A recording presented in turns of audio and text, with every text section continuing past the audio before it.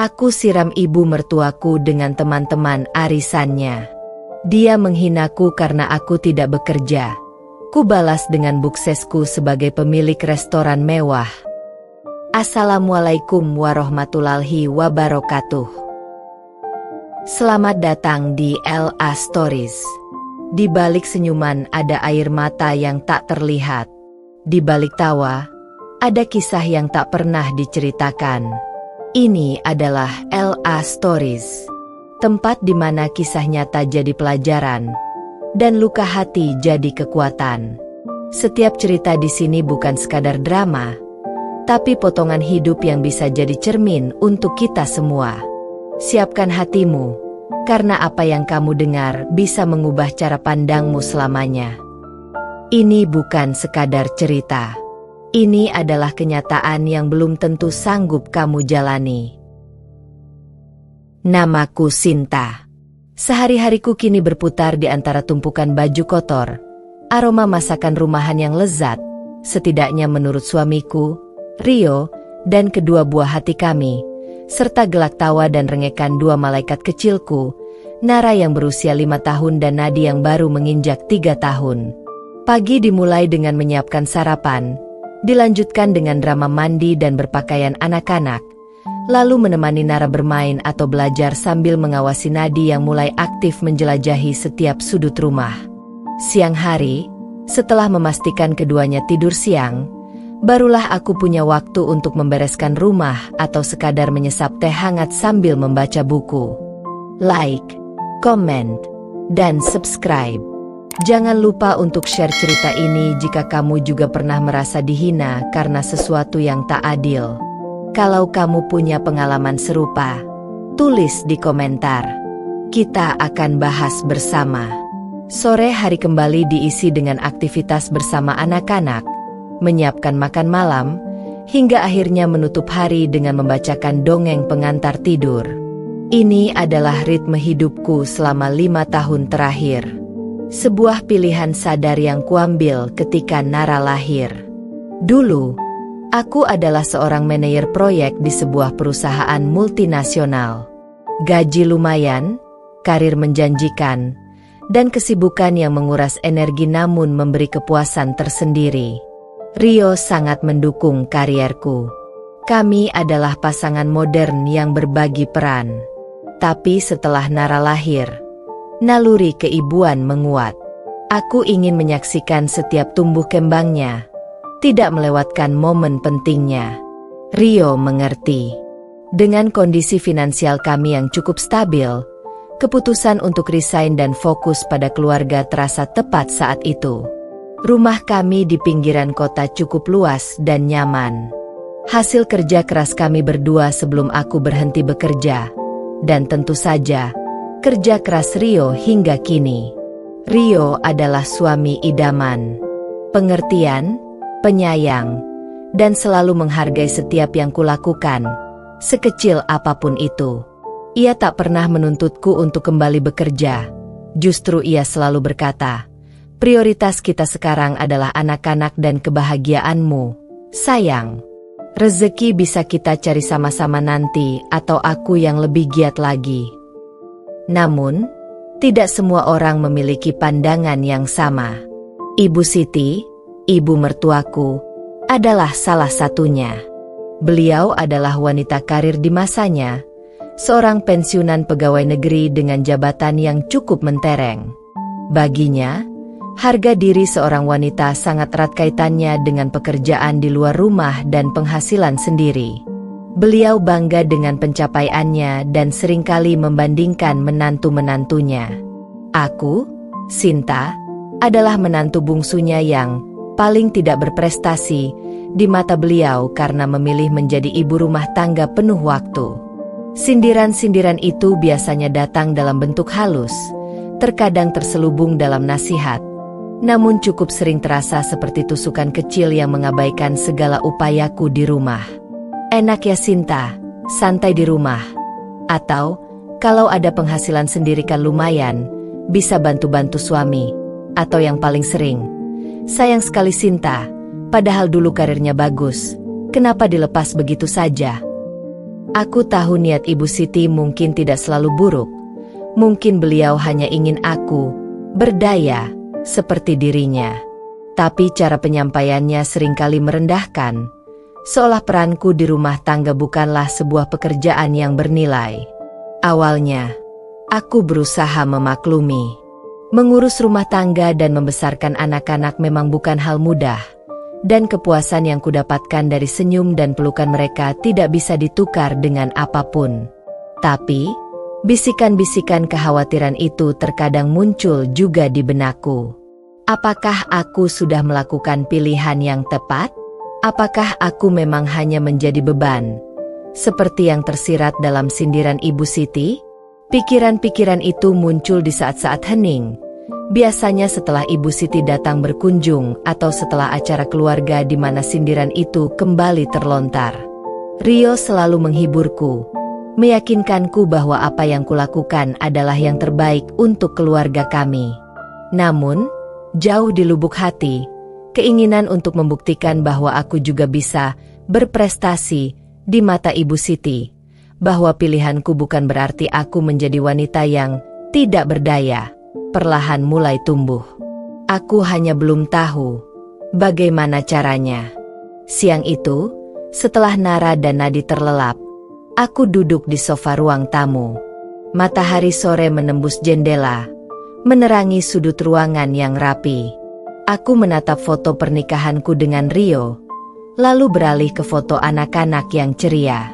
Sebuah kehidupan yang damai, penuh cinta, namun sesekali terusik oleh bisikan-bisikan, baik dari luar maupun dari dalam diri sendiri. Bisikan yang sebentar lagi akan memicu sesuatu yang jauh lebih besar. Sore itu, jarum jam menunjukkan pukul 3. Aku sedang menemani Nara menyusun balok dan Nadi sibuk dengan buku bergambar ketika suara klakson mobil terdengar di depan rumah. Bukan klakson mobil Rio. Aku segera tahu. Ibu Siti. Beliau selalu punya jam berkunjung yang rutin, seakan terjadwal di agendanya. Aku menarik napas dalam-dalam, menyiapkan diri. Bukan karena kedatangan beliau tidak kuharapkan. Aku mencintai suamiku dan menghormati ibunya, tapi lebih karena aku tahu percakapan kami takkan pernah lepas dari satu topik yang selalu sensitif, statusku sebagai ibu rumah tangga penuh waktu. Aku segera merapikan penampilanku seadanya, memastikan kerudungku tersemat rapi dan tak ada noda makanan di daster rumahan yang kukenakan. Bel pintu berbunyi tak lama setelah suara mobil berhenti. Aku menyambut beliau di teras.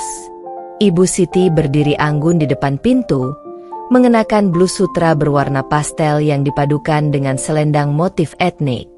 Di belakangnya, Bei Mirna membawakan tas tangan dan sekantong buah tangan. "Assalamualaikum, Ibu," sapaku seramah mungkin, mengulurkan tangan untuk mencium punggung tangannya yang halus. "Waalaikumsalam," balas Ibu Siti. Tatapan matanya yang tajam langsung menyisir dari ujung rambut hingga ujung kaki, lalu beralih ke dalam rumah. "Rapi sekali rumahmu sore ini, Sinta. Tidak ada mainan berserakan seperti minggu lalu." "Bagus, bagus." Aku tersenyum tipis. "Iya, Bu. Tadi pagi anak-anak sudah saya ajak membereskan bersama."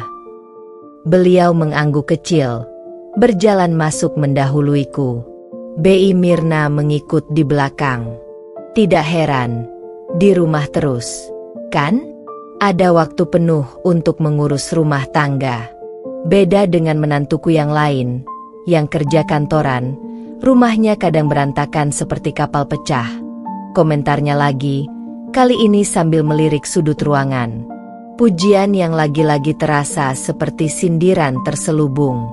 Kami duduk di ruang tamu. Aku menawarkan minuman. "Mau minum apa, Bu? Teh atau kopi? Ada jus jeruk juga." "Teh hangat saja. Jangan terlalu manis," pintanya. Aku segera ke dapur. Bei Mirna sudah lebih dulu di sana, sedang mengobrol ringan dengan Bei Inah. Bei Mirna tersenyum simpati padaku saat aku mengambil teko dan cangkir. Ibu Sinta sabar sekali. Bisiknya pelan saat Ibu Siti tidak bisa mendengar. Aku hanya membalas dengan senyum kecut. Ya, sabar. Itu adalah kata kunci utama dalam berinteraksi dengan Ibu Siti. Setelah teh tersaji di meja, Nara dan Nadi yang mendengar suara neneknya langsung berlari keluar kamar. Wajah polos mereka berseri-seri melihat kedatangan neneknya. Mereka langsung naik ke sofa dan berebut memeluk Ibu Siti. "Nenek, main sama Nara," rengek Nara. Nadi juga, timpal si kecil, memeluk erat lengan Ibu Siti. Ibu Siti tersenyum hangat, membalas pelukan cucu-cucunya. Momen ini, di mana ia menunjukkan sisi keibuan dan kasih sayangnya pada anak-anak, selalu membuatku berpikir bahwa mungkin, di balik sindiran-sindiran itu, ada niat baik yang tersalah artikan. "Aduh cucu nenek, sudah wangi ya habis mandi. Mau main apa?" Namun, ketenangan itu hanya sesaat. Setelah membelai rambut Nara dan Nadi, pandangan Ibu Siti kembali tertuju padaku. Nada suaranya kembali berubah. Kali ini lebih serius. "Sinta, anak-anakmu ini kan sudah tidak sekecil dulu. Nara sudah prateka. Nadi juga sebentar lagi masuk PAUD. Waktu luangmu pasti lebih banyak, kan?" Aku tahu kemana arah pembicaraan ini. "Lumayan, Bu, tapi tetap saja ada urusan rumah tangga. Antar jemput sekolah nanti." "Justru itu. Waktu luang itu dimanfaatkan dong, Sin," potongnya dengan cepat, tak memberiku kesempatan menyelesaikan kalimat. "Cari kegiatan di luar rumah. Ikut kursus apa kek? Atau, yang paling bagus ya, kerja lagi." Aku terdiam. Sudah berapa kali percakapan ini terjadi? Belum terpikir. "Bu, saya masih merasa ini yang terbaik untuk mereka saat ini." Ibu Siti mendesah panjang, seolah sedang menghadapi murid yang keras kepala. "Sinta, Sinta, kamu ini pintar. Loh, lulusan universitas bagus. Dulu kerjamu juga bagus. Kenapa bakat itu dipendam saja di rumah?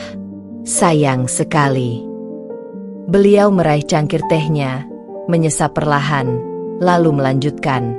"Lihat itu menantunya Bu Joko, Anissa namanya. Dulu juga sempat berhenti sebentar waktu anak pertama lahir. Tapi begitu anaknya masuk playgroup, dia langsung cari kerja lagi. Sekarang, baru 5 tahun loh, sudah jadi manajer senior di bank ternama. Gajinya? Jangan ditanya. Konon katanya sudah 3 kali lipat gaji suaminya." Dadaku terasa ditekan. Perbandingan itu. Selalu perbandingan itu. Anissa menantu Bu Joko, Yuli menantu Bu Herman yang sukses jadi pengusaha catering, Dewi menantu Bu RT yang aktif di berbagai organisasi dan sering masuk koran lokal. Seolah-olah, semua menantu teman arisan Ibu Siti lebih baik dariku karena mereka punya kegiatan di luar yang bisa dibanggakan. Kalau kamu kerja juga kan enak, Sin. Ada pegangan uang sendiri. Mau beli apa-apa tidak perlu lirik-lirik suami. Tidak perlu melapor setiap pengeluaran. Lebih mandiri. Lanjutnya, tanpa menyadari, atau mungkin sengaja, betapa kata-katanya menyakitkan. Rio tidak pernah membatasi saya dalam membelanjakan uang rumah tangga. Bu, kami selalu diskusikan bersama. Aku mencoba membela suamiku dan diriku sendiri. Anggaran bulanan yang diberikan Rio lebih dari cukup, dan aku bahkan sering menyisihkan sebagian untuk ditabung atau keperluan mendadak. Tuduhan, minta-minta, itu benar-benar tidak adil. Bukan soal dibatasi atau tidak. Sinta, ini soal martabat, kata Ibu Siti, menaikkan dagunya sedikit. Perempuan itu punya uang sendiri. Jalannya lebih lebar. Mau belikan suami kemeja bagus, orang tua perhiasan, ajak liburan, semua dari uang sendiri. Rasanya beda. Sinta bangga. Beliau berhenti sejenak, lalu tiba-tiba raut wajahnya berubah menjadi sedikit murung, atau akting murung. Aku tidak yakin. Ibu ini kadang suka iri loh sama teman-teman arisan ibu. Mereka bisa cerita tentang pencapaian menantu perempuannya. Ada yang lulus S2 di luar negeri, ada yang buka cabang bisnis baru, ada yang diliput media karena inovasinya. Ibu mau cerita apa tentang kamu, Sinta? Beliau menatapku dengan ekspresi yang membuatku merasa seperti mengecewakan seluruh keluarganya. Aku terhenyak. Jadi selama ini, sindiran-sindiran itu bukan murni karena kepeduliannya padaku, tapi juga karena gengsi dan keinginannya untuk punya bahan cerita yang bisa dibanggakan di depan teman-teman arisannya. Rasanya sakit. Dikurangi nilaiku menjadi sekadar bahan pameran sosial. Arisan bulan depan di rumahmu, kan? Tanya Ibu Siti, kembali ke topik yang lebih ringan, atau begitulah kelihatannya. Persiapkan yang bagus ya. Teman-teman ibu seleranya tinggi-tinggi. Jangan sampai mengecewakan. Iya, Bu. Akan saya siapkan. Jawabku, suaraku tercekat. Ibu Siti mengangguk puas. Setelah mengobrol sebentar lagi tentang topik lain yang tak kalah menasihati, mulai dari cara mendidik anak, mengatur keuangan rumah tangga, hingga penampilan fisik, beliau akhirnya berpamitan. Setelah pintu tertutup dan suara mobilnya menjauh, aku berdiri di ruang tamu yang kembali hening. Nara dan Nadi sudah kembali ke kamar main mereka. Bei Inah sibuk di dapur. Aku merasa kosong dan marah sekaligus. Kata-kata Ibu Siti terasa berdengung di telingaku. Tidak punya pegangan sendiri. Minta-minta suami terus. Martabak. Ibu mau cerita apa tentang kamu, Sinta? Cukup. Aku tidak bisa terus begini. Dicap sebagai menantu yang tidak berdaya, hanya karena aku memilih prioritas yang berbeda. Direndahkan karena tidak punya bukti kesuksesan yang terlihat di mata sosialita Ibu Siti. Tekad yang tadi hanya bibit kecil, kini tumbuh menjadi pohon yang kokoh. Aku harus membuktikan kepada Ibu Siti bahwa aku bukan burung dalam sangkar emas yang hanya bisa menghabiskan uang. Aku bisa terbang, bahkan mungkin lebih tinggi dari yang beliau bayangkan. Dan aku akan membuktikannya di saat yang paling tepat. Saat beliau dan semua teman arisannya berkumpul di rumahku. Aku tidak tahu persis apa yang akan kulakukan atau bagaimana caranya. Tapi satu hal yang pasti, arisan bulan depan di rumahku akan menjadi panggung pembuktianku. Sore itu terasa panjang dan melelahkan setelah kepergian Ibu Siti. Rumah kembali sunyi, hanya terdengar deru pendingin ruangan dan sesekali celoteh Nara dan Nadi dari kamar main mereka. Namun, keheningan itu terasa hampa. Kata-kata Ibu Siti masih menggema di telingaku, bagai kaset rusak yang diputar berulang kali. Di rumah terus, tidak punya pegangan, minta-minta suami. Ibu mau cerita apa tentang kamu? Aku berjalan gontai ke kamar, menatap pantulan diriku di cermin. Daster rumahan, rambut terikat asal, wajah tanpa riasan. Penampilan khas ibu rumah tangga. Apakah ini yang Ibu Siti lihat? Sosok yang nyaman di zona aman, tidak punya ambisi, dan hanya mengandalkan suami? Rasa panas kembali menjalar di pipiku. Kali ini bukan karena marah, tapi karena malu dan sakit hati yang dalam. Aku merasa telanjang, seolah semua kekuranganku terpampang jelas di depan mata beliau dan teman-teman arisannya. Aku mencoba mengalihkan pikiran dengan merapikan lemari, melipat pakaian anak-anak, tapi sia-sia. Setiap gerakan tanganku diiringi bisikan suara Ibu Siti. Keberadaan Nara dan Nadi, Anak-anak yang kucintai dan menjadi alasan utamaku mengambil peran ini, entah mengapa sore itu terasa sedikit berbeda. Aku menatap mainan mereka, buku-buku cerita mereka, dan seketika muncul pertanyaan menyakitkan. Apakah kelak, saat mereka besar, mereka akan diam-diam juga berpikir seperti neneknya? Bahwa ibu mereka ini, meski penuh kasih sayang, tidak berhasil dalam ukuran dunia luar? Senja mulai merayap, mewarnai langit jingga keunguan. Lampu-lampu jalan mulai menyala. Pukul 6, seperti biasa, aku mulai menyiapkan makan malam. Memotong sayuran, menumis bumbu, semua kulakukan dengan gerakan mekanis. Pikiranku masih jauh, melayang pada semua percakapan sore tadi. Pukul 7 malam, suara mobil Rio terdengar di garasi. Detik itu juga, sebagian beban di dadaku terangkat. Rio, pria yang selalu ada untukku, yang tidak pernah menuntutku menjadi orang lain. Ia masuk ke dalam rumah dengan senyum cerah khasnya. "Assalamualaikum, Bunda, anak-anak, ayah pulang," serunya. Suaranya memenuhi rumah dengan kehangatan. Nara dan Nadi langsung berlari menyambutnya. Rio memeluk dan menciumi mereka satu persatu sebelum akhirnya menghampiriku yang sedang menata meja makan. Ia mencium keningku. "Masak apa hari ini, sayang? Wanginya enak sekali." "Sup ayam dan tempe orek kesukaanmu," jawabku, mencoba tersenyum senormal mungkin. Makan malam berjalan seperti biasa. Penuh cerita riang dari Nara tentang kegiatan di sekolahnya. Rengekan Nadi yang minta disuapi terus oleh ayahnya. Rio mendengarkan dengan sabar, menanggapi celoteh mereka dengan penuh perhatian. Melihat interaksi mereka, aku merasakan cinta yang melimpah dalam keluarga kecil ini. Lalu, mengapa aku harus merasa kurang hanya karena pandangan satu orang? Setelah anak-anak selesai makan dan kembali bermain sebentar sebelum ritual tidur, barulah aku punya waktu bicara berdua dengan Rio sambil membereskan meja makan.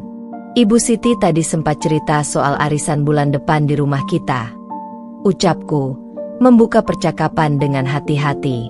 Rio mengangguk sambil membantuku mencuci piring. "Oh ya? Beliau nitip pesan apa?" "Tidak banyak sih. Hanya mengingatkan untuk persiapan yang bagus. Katanya teman-teman beliau seleranya tinggi." Aku jeda sejenak, mengumpulkan keberanian. Beliau juga kembali menyinggung soal aku yang di rumah saja. Rio berhenti mencuci piring, menatapku. "Nyindir lagi? Apa katanya kali ini?" Nadanya terdengar sedikit menegang. Aku menceritakan kembali sebagian perkataan Ibu Siti, terutama tentang perbandingan dengan menantu-menantu teman arisannya yang karirnya mentereng. Aku tidak menyebutkan secara gamblang bagian minta-minta atau martabat. Khawatir Rio akan terlalu marah pada ibunya. Tapi aku menyampaikan intinya. Ibu Siti menginginkan menantu yang punya pencapaian di dunia luar. Rio menghela napas berat. Ia memelukku dari belakang. Tangannya melingkar di perutku. "Maaf ya, sayang. Aku tahu ibu kadang keterlaluan kalau bicara. Tapi sungguh, aku sama sekali tidak pernah merasa kamu di rumah saja. Itu adalah kekurangan. Justru itu kekuatan keluarga kita. Kamu menjaga anak-anak kita dengan tanganmu sendiri. Kamu memastikan rumah ini nyaman. Kamu ada di saat aku pulang kerja dan butuh didengarkan. Itu semua bukan hal kecil, Sinta." "Aku tahu kamu tidak berpikir begitu, Yang," ujarku, suaraku sedikit bergetar. Tapi perkataan ibu tadi, entah kenapa rasanya beda. Beliau bilang sampai iri dengan menantu orang lain. Sepertinya, di mata beliau, aku adalah menantu yang memalukan karena tidak punya gelar mentereng atau rekening gendut hasil kerja sendiri. Rio membalikkan tubuhku agar menghadapnya. Ia menangkup wajahku lembut. Kamu tidak pernah memalukan, Sinta. Kamu adalah istriku, ibunya anak-anakku. Itu sudah cukup bagiku, lebih dari cukup. Tapi tidak cukup untuk ibu, lirihku. Dan anehnya, yang perkataan beliau kali ini entah kenapa malah jadi pemicu. Aku merasa, aku perlu membuktikan. Bukan hanya ke Ibu Siti, tapi ke diriku sendiri. Aku tidak mau lagi merasa kecil atau minder hanya karena pilihanku saat ini. Rio menatapku lekat, mencoba memahami. Membuktikan apa? Sayang, apa yang ada di pikiranmu? Aku belum tahu pasti, jawabku jujur. Tapi aku ingin melakukan sesuatu. Sesuai dengan kemampuanku, sesuatu yang bisa memberdayakanku, dan sesuatu yang cukup terlihat, sehingga Ibu Siti tidak bisa lagi meremehkanku. Kami berbicara lama malam itu. Rio mendengarkan semua gejolak di hatiku. Ia tidak menghalangi keinginanku untuk mencari kegiatan atau bahkan berbisnis, selama aku bisa membagi waktu dan energi untuk keluarga. Ia hanya meminta agar aku tidak memaksakan diri dan memastikan apapun yang kulakukan akan membuatku bahagia, bukan malah menambah beban. Setelah Rio tidur pulas di sampingku, mataku masih terbuka lebar. Aku bergeser perlahan agar tidak membangunkannya, lalu mengambil ponselku. Aku mulai mencari-cari, membaca artikel tentang peluang bisnis dari rumah, ide-ide kreatif, kisah-kisah sukses wanita yang memulai sesuatu dari skala kecil. Pikiranku melayang ke masa lalu. Apa yang paling aku kuasai selain manajemen proyek? Aku teringat betapa aku selalu suka mengatur acara, menata ruangan agar terlihat indah, dan memasak atau memilih makanan yang lezat saat ada tamu. Di kantorku yang dulu, aku sering jadi panitia acara perusahaan dan selalu antusias memilih venue dan menu catering terbaik.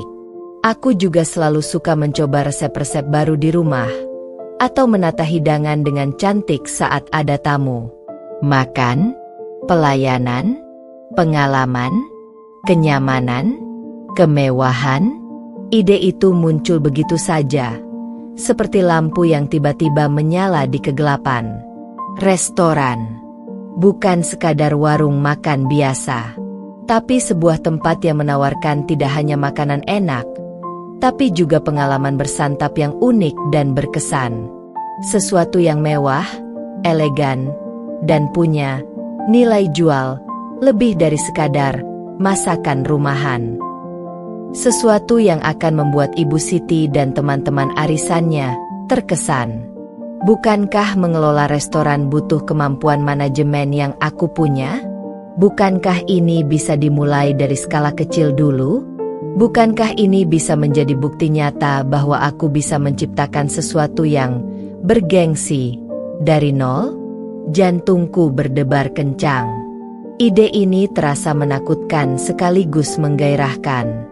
Ini bukan lagi hanya soal membuktikan diri pada Ibu Siti, tapi juga tentang menemukan kembali gairah dalam diriku yang sempat terpendam. Tentang menciptakan sesuatu yang sepenuhnya milikku, yang bisa kubangun dengan tangan dan pikiranku sendiri, sambil tetap menjalankan peranku sebagai seorang ibu. Ia adalah sumber kekuatan yang membuatku terus melangkah. Aku sedang tidak di rumah saja. Aku sedang membangun kerajaanku sendiri. Diam-diam, batu demi batu. Arisan bulan depan semakin dekat, dan aku harus bergegas. Pencarian lokasi untuk The Ambrosia berubah menjadi obsesi yang menyita waktu dan pikiran, di luar tanggung jawabku sebagai ibu dan istri.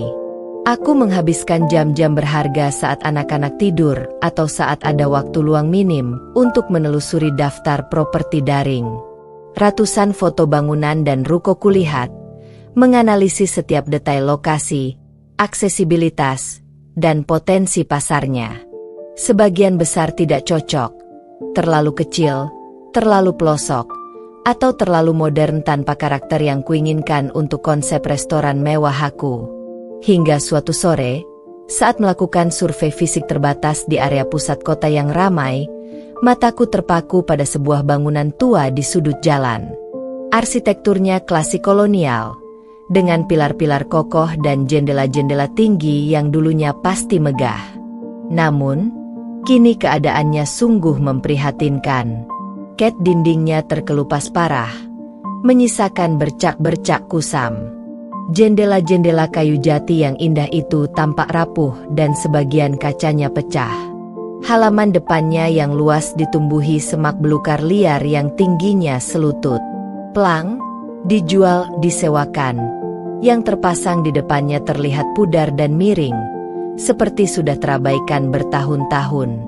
Meskipun terlihat kumuh, ada aura magis yang terpancar dari bangunan itu. Aku bisa melihat potensinya. Pilar-pilar itu bisa dicat ulang, jendelanya diperbaiki, taman liar disulap menjadi teras yang asri untuk bersantap outdoor. Interiornya pasti menyimpan detail arsitektur tua yang indah, tinggal dipadukan dengan desain modern minimalis dan pencahayaan hangat. Lokasinya juga strategis, berada di persimpangan yang cukup ramai namun di area yang mulai berkembang menjadi pusat kuliner dan hiburan kelas atas. Aku memarkir mobil agak jauh dan turun. Berjalan perlahan di trotoar di seberang bangunan itu, memotretnya dari berbagai sudut dengan ponselku, seolah-olah aku hanyalah turis yang tertarik pada arsitektur tua.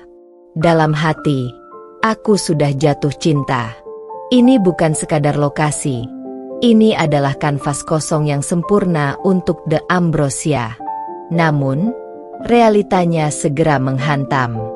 Bangunan semegah itu di lokasi premium, meskipun tidak terawat, pasti memiliki harga sewa atau jual yang fantastis. Pikiran tentang biaya renovasi yang pasti sangat besar membuat perutku mulas. Modal awal dari investasiku yang kucairkan terasa begitu kecil dibandingkan dengan apa yang dibutuhkan bangunan ini. Mungkin ini terlalu jauh. Keraguan kembali menyerangku, lebih kuat dari sebelumnya. Impian restoran mewah terasa begitu mengawang-awang saat dihadapkan pada kenyataan biaya sewa dan renovasi bangunan tua ini.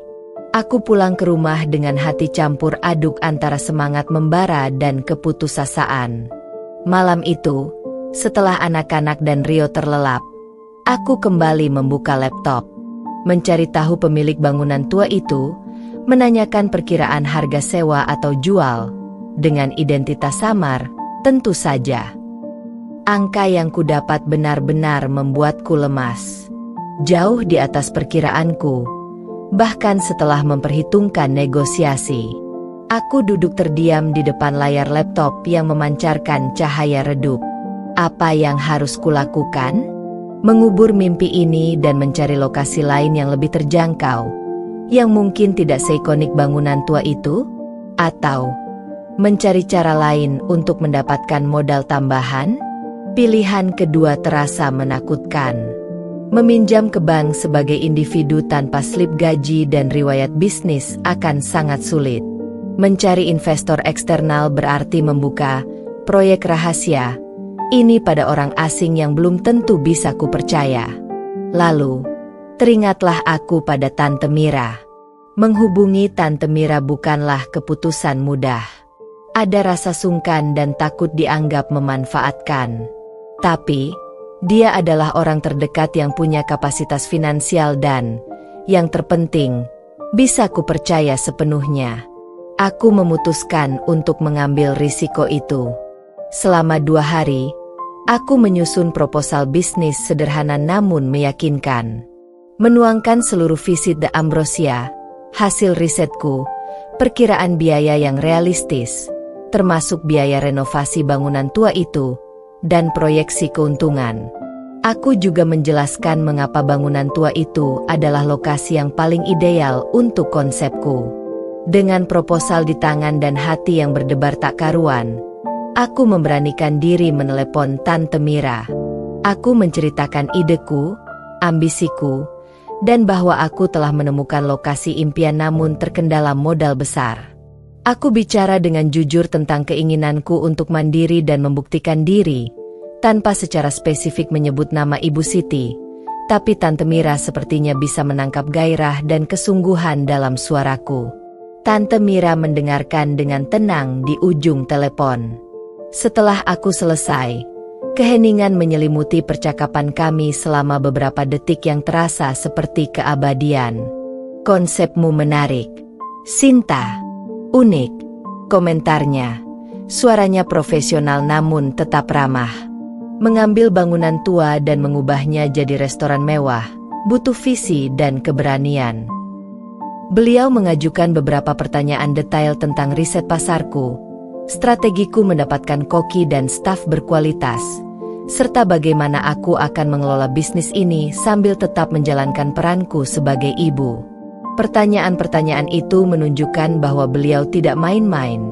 Beliau melihat ini sebagai potensi bisnis real. Aku menjawab semua pertanyaannya dengan jujur dan penuh keyakinan, menggunakan pengetahuan yang sudah kupelajari selama ini. Baiklah, Sinta, kata Tante Mira akhirnya. Kirimkan proposalmu ke email Tante. Tante akan pelajari lebih detail. Jika kelihatannya prospektif, Tante bersedia mempertimbangkan untuk berinvestasi dalam proyekmu. Anggap saja ini dukungan Tante untukmu. Dan juga, Tante yakin ibumu di atas sana pasti tersenyum melihatmu gigih seperti ini. Kata-kata terakhir Tante Mira membuat mataku berkaca-kaca. Dukungan dari sosok yang mewakili mendiang ibuku terasa seperti restu. Aku mengirimkan proposal segera malam itu juga. Beberapa hari kemudian, Tante Mira mengabari. Beliau setuju untuk berinvestasi dalam jumlah yang cukup signifikan. Jumlah itu cukup untuk membayar sewa bangunan tua selama beberapa tahun dan membiayai sebagian besar, jika tidak seluruh, biaya renovasi mayor. Namun, beliau menegaskan bahwa aku harus mengelola dana ini dengan bijak, memberikan laporan berkala, dan yang terpenting, membuktikan bahwa aku mampu menjalankan bisnis ini dengan profesional. Dengan suntikan modal dari Tante Mira, langkah-langkahku menjadi lebih nyata. Aku menghubungi agen properti yang tertera di plang bangunan tua itu. Proses negosiasi dan pengurusan administrasi sewa memakan waktu dan energiku. Aku harus pintar-pintar mencari waktu luang, seringkali saat anak-anak di sekolah atau sudah tidur. Bertemu notaris, mengurus dokumen legal, semua kulakukan sendiri. Menyamar sebagai calon pengusaha, di sela-sela peranku sebagai ibu rumah tangga. Beban rahasia ini terasa semakin berat di pundakku. Ada rasa cemas yang terus menghantui, takut jika Rio tak sengaja menemukan dokumen-dokumen bisnis di tasku, atau Bei Inah mendengar potongan percakapan teleponku yang mencurigakan, atau anak-anak bertanya mengapa Bunda sering sekali di depan laptop sampai larut. Beberapa kali, Rio bertanya mengapa aku sering tidur larut dan terlihat lelah. Aku hanya beralasan sedang membaca atau mengerjakan sesuatu untuk melepaskan penat. Aku benci berbohong, tapi aku merasa ini adalah satu-satunya cara untuk memastikan kejutan ini benar-benar berdampak. Di tengah hiruk-pikuk merencanakan renovasi dan mengurus legalitas, sebuah amplop elegan tiba di rumah. Undangan arisan keluarga dari Ibu Siti. Tanggalnya 2 minggu lagi. 2 minggu. Jeda waktu yang singkat, namun cukup untuk menyelesaikan beberapa persiapan penting. Cukup untuk memiliki sesuatu yang lebih dari sekadar proposal di kertas. Sesuatu yang bisa kulihat, kurasakan, dan kupamerkan. Aku tersenyum miris. Ibu Siti ingin panggung. Akan kuberikan panggung. Panggung yang tidak akan pernah beliau lupakan. Arisan itu bukan lagi sekadar acara kumpul keluarga, melainkan garis finish sementara dan panggung pembuktianku. Momen serah terima kunci bangunan tua itu terasa surreal. Di siang hari yang terik, di tengah keramaian kota yang bising, aku berdiri di depan pintu kayu besar yang kusam itu, memegang kunci yang terasa dingin di tanganku. Ini dia, kanvas impianku, sekaligus sumber potensi masalah dan kelelahan luar biasa. Aku menarik napas panjang, merasakan campuran antusiasme dan ketakutan yang bergolak di perutku. Disinilah The Ambrosia akan lahir. Langkah pertamaku ke dalam bangunan itu diiringi desir angin lembab dan aroma apek yang kuat. Debu tebal beterbangan di udara setiap kali aku melangkah, menciptakan fatamorgana kecil di jalur cahaya matahari yang menyusup melalui jendela-jendela tinggi yang kotor. Lantai kayu yang dulunya pasti indah kini kusam dan berderit di bawah langkahku. Dinding-dinding tinggi yang megah dihiasi bercak-bercak air dan cat yang mengelupas parah, menunjukkan usia dan pengabaian yang lama. Di sudut-sudut ruangan, sarang laba-laba terlihat seperti instalasi seni horor alami. Bahkan, aku sempat bergidik saat melihat tikus kecil berlari kencang melintasi ruangan. Keadaan di dalam jauh lebih buruk daripada yang terlihat dari luar. Sistem kelistrikan tampaknya kuno dan berbahaya. Saluran air entah berfungsi atau tidak. Beberapa bagian langit-langit terlihat rapuh. Ini bukan sekadar renovasi kosmetik. Ini adalah restorasi besar-besaran dari fondasi hingga atap. Namun, di balik kerusakan itu, mataku terlatih dari masa-masa proyekku dulu bisa melihat potensinya. Ruang depan yang luas bisa menjadi area resepsionis dan bar yang elegan. Ruangan-ruangan di tengah bisa ditata menjadi ruang makan utama dengan penataan meja yang nyaman. Area belakang yang lebih tertutup bisa disulap menjadi dapur profesional dan ruang penyimpanan.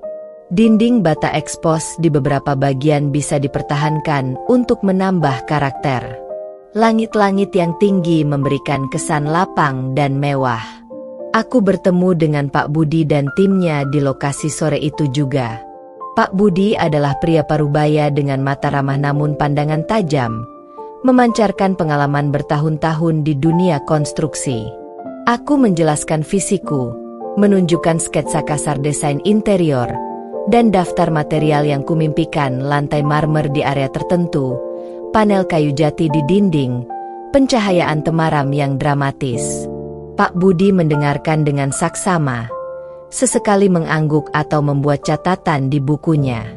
Konsepnya menarik, Bu Sinta. Mengubah bangunan tua jadi seelegan ini butuh sentuhan khusus, komentarnya. Ia kemudian mulai mengajukan pertanyaan-pertanyaan teknis. Jenis pondasi, kondisi struktur utama, perkiraan volume pekerjaan plumbing dan elektrikal. Aku menjawab sebisa mungkin berdasarkan risetku, tapi ada beberapa hal yang memang harus diserahkan pada keahliannya. Aku juga menjelaskan padanya bahwa proyek ini harus berjalan dengan relatif senyap. Saya tidak ingin terlalu banyak publisitas atau perhatian sampai semuanya hampir selesai, Pak. Jadi, mohon agar tim di lapangan juga menjaga kerahasiaan. Komunikasi lebih intens via telepon atau pesan ya, Pak. Saya tidak bisa selalu di lokasi setiap saat. Pak Budi sedikit terkejut dengan permintaan kerahasiaan itu, tapi profesionalismenya segera mengambil alih. Baik, Bu. Kami akan patuhi permintaan Ibu. Proyek ini akan kami kelola seprofesional mungkin. Tapi perlu diingat, merenovasi bangunan setua dan sekondisi ini pasti akan ada tantangan tak terduga. Kita harus siap dengan itu. Dan benar saja, tantangan tak terduga itu muncul lebih cepat dari perkiraan. Beberapa hari setelah tim memulai pembongkaran awal, Pak Budi menelepon. Bu Sinta, kami menemukan masalah di struktur atap bagian belakang. Ada beberapa balok kayu yang sudah lapuk parah dan perlu diganti total. Ini butuh biaya tambahan dan sedikit memperpanjang waktu kerja. Jantungku mencelos. Biaya tambahan. Waktu tambahan. Di saat aku sudah memeras otak untuk mengelola anggaran awal dan tenggat waktu arisan semakin dekat. Aku menarik napas dalam-dalam. menenangkan diri. Ingat pelajaran dari proyek-proyek kantor. Masalah pasti ada. Yang penting mencari solusi. Aku mendiskusikan opsi terbaik dengan Pak Budi via telepon, membandingkan material pengganti, dan menyesuaikan kembali estimasi biaya. Ini adalah momen nyata di mana skill manajemen proyekku teruji, bukan lagi di balik meja kantor, melainkan di lapangan, dengan uang dan impianku sendiri sebagai taruhannya. Mengelola proyek renovasi sebesar ini dari rumah adalah logistik rahasia yang rumit. Jadwalku menjadi super padat. Pagi hari mengurus anak-anak dan rumah. Siang hari, saat Nara sekolah dan Nadi tidur, aku mungkin menyelinap keluar sebentar untuk meninjau lokasi, atau menghabiskan 1-2 jam di kafe dekat lokasi untuk berdiskusi dengan Pak Budi sambil membalas email atau pesan dari vendor material. Sore hari, kembali menjadi ibu dan istri sepenuhnya. Malam hari, setelah semua lelap, aku kembali di depan laptop, memeriksa laporan progres, membayar tagihan kontraktor, menggunakan rekening bisnis rahasiaku, merancang detail interior, atau mencari tahu tentang izin-izin yang masih harus diurus. Banyak momen-momen menegangkan. Pernah suatu kali, Rio bertanya sedang apa aku begadang di depan laptop sampai jam 2 pagi. Aku hanya bisa menjawab sedang mengerjakan sesuatu tanpa detail, dan berharap ia tidak mendesak. Pernah juga, brosur katalog keramik yang kusembunyikan di tas belanja tanpa sengaja jatuh saat aku mengeluarkan dompet di depan Bei Inah. Untungnya, ia hanya menganggapnya sebagai katalog ibu-ibu biasa dan tidak terlalu memperhatikan. Aku harus ekstra hati-hati. Menyimpan semua dokumen bisnis dalam folder terenkripsi, menghapus riwayat panggilan telepon dan pesan singkat yang berhubungan dengan proyek, dan selalu memastikan tidak ada jejak bisnis yang tertinggal di area rumah yang mudah terlihat. Kehidupan ganda ini menguras energi, fisik dan mental. Aku sering merasa lelah, mata panda semakin jelas. Kadang konsentrasiku pecah saat bersama anak-anak karena pikiranku melayang ke masalah pasokan semen atau jadwal tukang. Rasa bersalah sedikit muncul. Apakah aku mengorbankan waktu berkualitas dengan anak-anak demi ambisiku dan pembuktian diri? Namun, setiap kali perasaan itu muncul, aku akan menerima foto progres dari Pak Budi. Melihat dinding yang mulai dicat ulang, lantai yang mulai dipasang, atau rangka atap yang baru, semangatku kembali membara. Aku sedang membangun sesuatu. Bukan sekadar mempercantik rumah, tapi membangun sebuah bisnis, sebuah impian, sebuah bukti. Undangan arisan Ibu Siti yang tergeletak di meja kerja rahasiaku menjadi pengingat konstan. 2 minggu lagi, 10 hari lagi, seminggu lagi. Angka-angka itu terasa seperti hitung mundur menuju panggung pembuktian. Restoran The Ambrosia memang belum akan selesai saat arisan itu tiba. Tapi progres yang sudah ada, fondasi yang sudah terbangun, dan besarnya skala proyek ini akan menjadi bukti nyata bahwa aku tidak di rumah saja, seperti yang Ibu Siti pikirkan. Aku sedang membangun sesuatu yang jauh lebih besar dari sekadar rapih-rapih rumah. Aku sedang membangun kerajaan kecilku, dalam senyap, di balik tirai kehidupan normal yang terlihat. Beban rahasia ini berat, tapi janji akan momen pembuktian itu membuatku terus melangkah maju. Waktu terasa berjalan 2 kali lebih cepat saat arisan keluarga Ibu Siti semakin dekat. Di lokasi The Ambrosia, tim Pak Budi bekerja tak kenal lelah. Bagian depan bangunan tua itu sudah mulai menunjukkan perubahan signifikan. Scaffolding masih terpasang, tapi fasadnya sudah dibersihkan dari lumut dan kotoran. Beberapa kusen jendela kayu yang baru sudah terpasang, dicat dengan warna krem hangat yang serasi dengan konsep eleganku.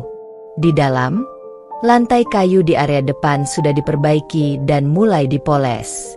Dinding-dinding di ruang utama sudah rapi diplester dan menunggu sentuhan cat warna lembut pilihanku.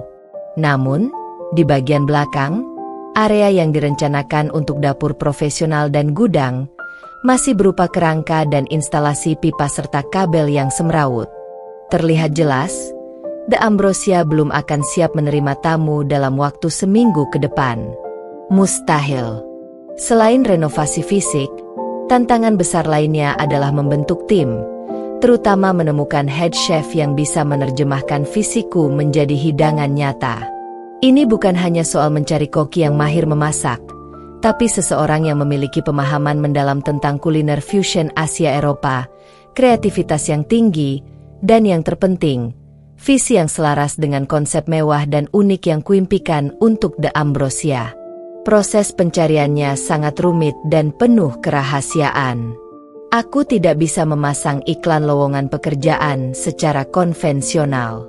Aku harus bergerak di bawah tanah, memanfaatkan koneksi yang kuberikan Maya, menelusuri forum-forum profesional koki dengan profil anonim, dan menghubungi beberapa headhunter khusus industri F&B yang tentu saja sedikit curiga dengan permintaanku untuk menjaga kerahasiaan identitas pemilik dan lokasi proyek ini.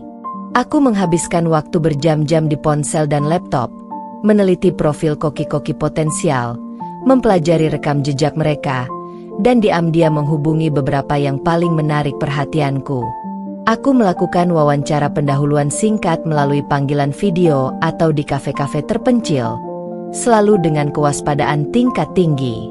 Banyak yang mundur setelah mendengar konsepku yang dianggap terlalu ambisius untuk pemilik baru tanpa latar belakang F&B yang jelas, karena aku tidak bisa menceritakan segalanya. Beberapa menuntut gaji dan fasilitas yang jauh di luar anggaran awal. Hingga akhirnya, rekomendasi dari salah satu kenalan lama di industri membawaku pada Chef Handoko. Reputasinya luar biasa.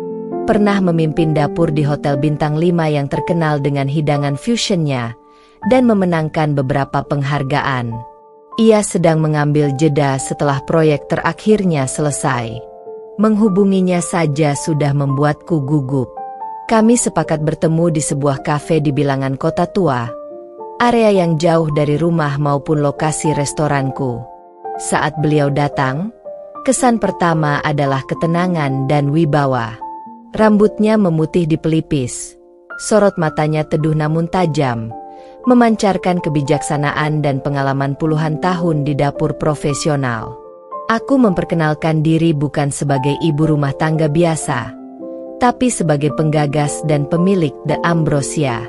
Aku memaparkan konsepku dengan penuh semangat, menjelaskan mengapa aku memilih bangunan tua itu, menunjukkan foto-foto, sebelum, dan rendering, setelah, yang sudah kubuat bersama tim desain interior, dan impianku tentang menu fusion Asia Eropa yang belum banyak dieksplorasi di kota ini.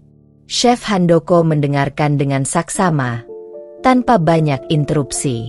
Ia sesekali mengangguk atau membuat catatan. Setelah aku selesai bicara, keheningan menggantung. Aku menahan napas. Konsep yang sangat menarik, Bu Sinta. Komentarnya. Bangunan itu punya jiwa. Mengubahnya menjadi restoran akan jadi proyek yang menantang dan memuaskan. Dan ide fusion Anda punya potensi besar jika dieksekusi dengan benar. Beliau kemudian mulai mengajukan pertanyaan-pertanyaan yang dalam, jauh melampaui sekadar teknis memasak. Ia bertanya tentang filosofi di balik menu, target pasar secara psikografis, bagaimana aku akan membangun budaya kerja tim dapur, dan visiku untuk The Ambrosia dalam 5 tahun ke depan. Aku menjawabnya dengan jujur dan yakin, menggunakan pengetahuan yang telah kuserap dari riset dan pengalaman manajerialku. Aku berbicara tentang menciptakan pengalaman bersantap yang holistik, di mana makanan, suasana, dan pelayanan berpadu menciptakan momen tak terlupakan bagi tamu. Lalu, tibalah pertanyaan yang kuantisipasi namun tetap membuatku sedikit tercekat. Maaf kalau pertanyaan ini terlalu pribadi, Bu Sinta, katanya dengan nada sopan. Tapi dengan hormat saya sedikit penasaran. Latar belakang Anda sepertinya bukan dari industri kuliner. Dan, dari yang saya dengar, Anda selama beberapa tahun terakhir lebih banyak berfokus pada keluarga. Jantungku berdebar kencang. Inilah momennya. Aku menatap mata Chef Handoko. Beliau berhak tahu, setidaknya sebagian. Ya, Chef, Anda benar. Saya memang mengambil jeda karir untuk fokus pada anak-anak. Tapi di balik peran itu, ada passion yang tidak pernah padam. Dan ada dorongan kuat untuk membuktikan bahwa pilihan seorang wanita untuk berada di rumah tidak berarti ia kehilangan ambisi atau kemampuannya untuk berkarya di dunia luar. Ini bukan hanya bisnis, Chef. Ini adalah pembuktian diri. Aku memilih kata-kataku dengan hati-hati, menghindari detail tentang Ibu Siti, tapi menyiratkan kedalaman motivasiku. Chef Handoko mengangguk perlahan, seolah mengerti lebih dari yang kukatakan. Ia tersenyum kecil. Saya menghargai kejujuran Anda, Bu Sinta. Dan saya sangat terkesan dengan gairah dan perencanaan Anda. Meskipun Anda tidak besar di industri ini, Anda jelas tahu apa yang Anda inginkan dan bagaimana cara mencapainya. Beliau berhenti sejenak, lalu berkata, "Baik, Bu Sinta. Saya menerima tawaran Anda. Saya tertarik untuk menjadi bagian dari visi ini. Mari kita bangun The Ambrosia bersama." Sebuah beban besar terangkat dari pundakku. Mendapatkan Chef Handoko adalah langkah raksasa. Ini bukan hanya soal koki, tapi mendapatkan jiwa untuk The Ambrosia. Aku merasa sangat lega dan bersemangat. Namun, di rumah, beban rahasia itu semakin menghimpit. Tanggal arisan Ibu Siti kini tinggal H3. 3 hari lagi. Aku semakin sering begadang, mengurus detail kecil yang Chef Handoko dan Pak Budi perlukan, mencari supplier bahan baku premium, memilih peralatan dapur, menyusun menu awal. Kelelahan fisikku terlihat jelas. Mata Panda menghitam. Senyumku seringkali terlihat dipaksakan. Rio semakin khawatir. "Sayang, kamu sakit? Kok pucat sekali?" Tanyanya suatu malam sambil memegang dahiku. "Kamu terlalu memikirkan arisan ibu ya?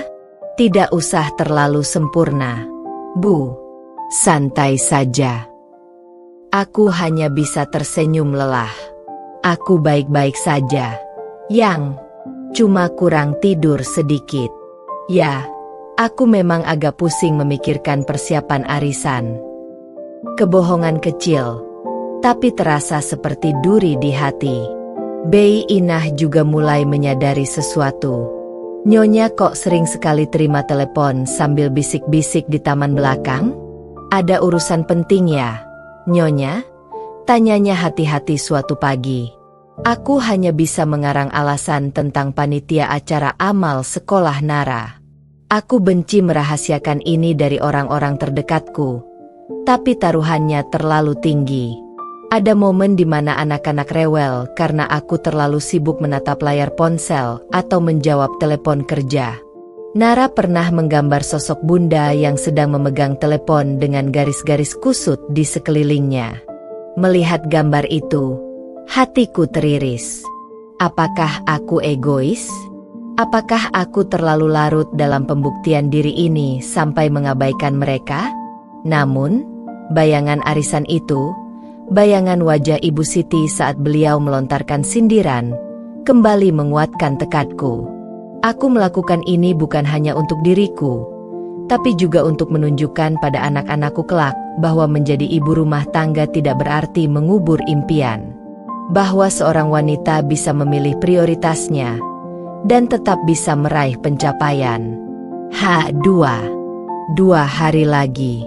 Persiapan arisan di rumah mulai terlihat. Bei Inah dibantu beberapa asisten membersihkan seluruh rumah, menata ulang perabotan. Aku ikut mengawasi, sambil diam-diam menyiapkan bukti yang akan kupersembahkan. Bukan The Ambrosia yang sudah jadi, tapi sesuatu yang lain. sesuatu yang mewakili kerja keras dan fisikku. Aku merasa seperti berdiri di tepi jurang. Sebelah kakiku masih di zona nyaman kehidupan lama, sebelah kakiku sudah diambang dunia baru yang penuh risiko dan janji. Beban rahasia ini terasa di ujung tanduk. Sebentar lagi, tirai akan terbuka. Aku hanya perlu bertahan melewati sisa jam-jam terakhir ini. Arisan keluarga Ibu Siti. Panggungku sudah menunggu. Pagi hari tanggal arisan, aku terbangun dengan perasaan campur aduk yang sulit dijelaskan. Ada kegugupan luar biasa yang melilit perutku, seperti akan menghadapi ujian terpenting dalam hidup.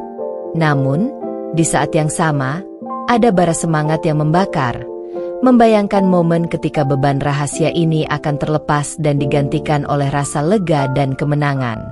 Semalaman aku tidak bisa tidur nyenyak.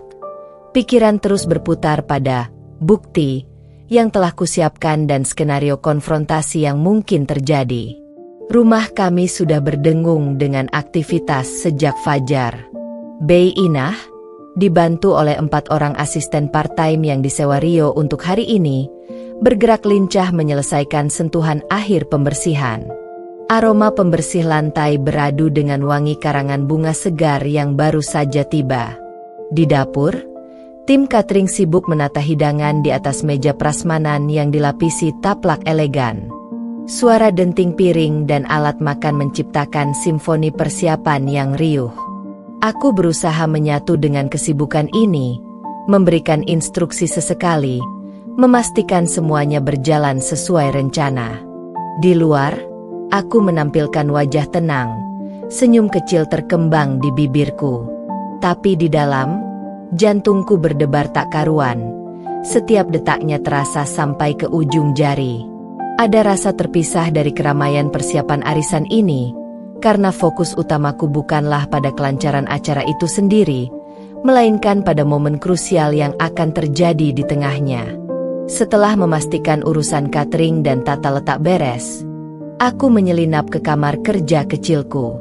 Ruangan ini telah menjadi markas rahasiaku selama berbulan-bulan, saksi bisu dari setiap riset, panggilan telepon rahasia, dan rencana yang kurangkai.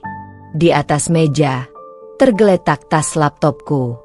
Dengan tangan sedikit gemetar, aku membukanya dan mengeluarkan amunisiku, sebuah tablet dan beberapa lembar cetakan. Tablet itu berisi segalanya.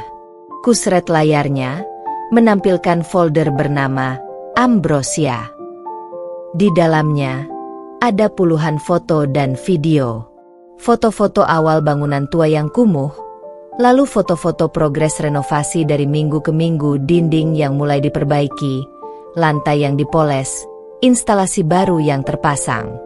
Ada juga render 3D restoran yang sudah jadi, hasil kerja tim desain interior, yang menampilkan visual The Ambrosia yang elegan dan mewah dengan detail arsitektur kolonial yang diperbarui. Aku juga menyimpan video singkat dari Chef Handoko yang sedang melakukan uji coba menu di dapur sementaranya, menjelaskan konsep hidangan fusion yang ia siapkan. Tak lupa, presentasi singkat yang merangkum visi, misi, dan potensi bisnis The Ambrosia.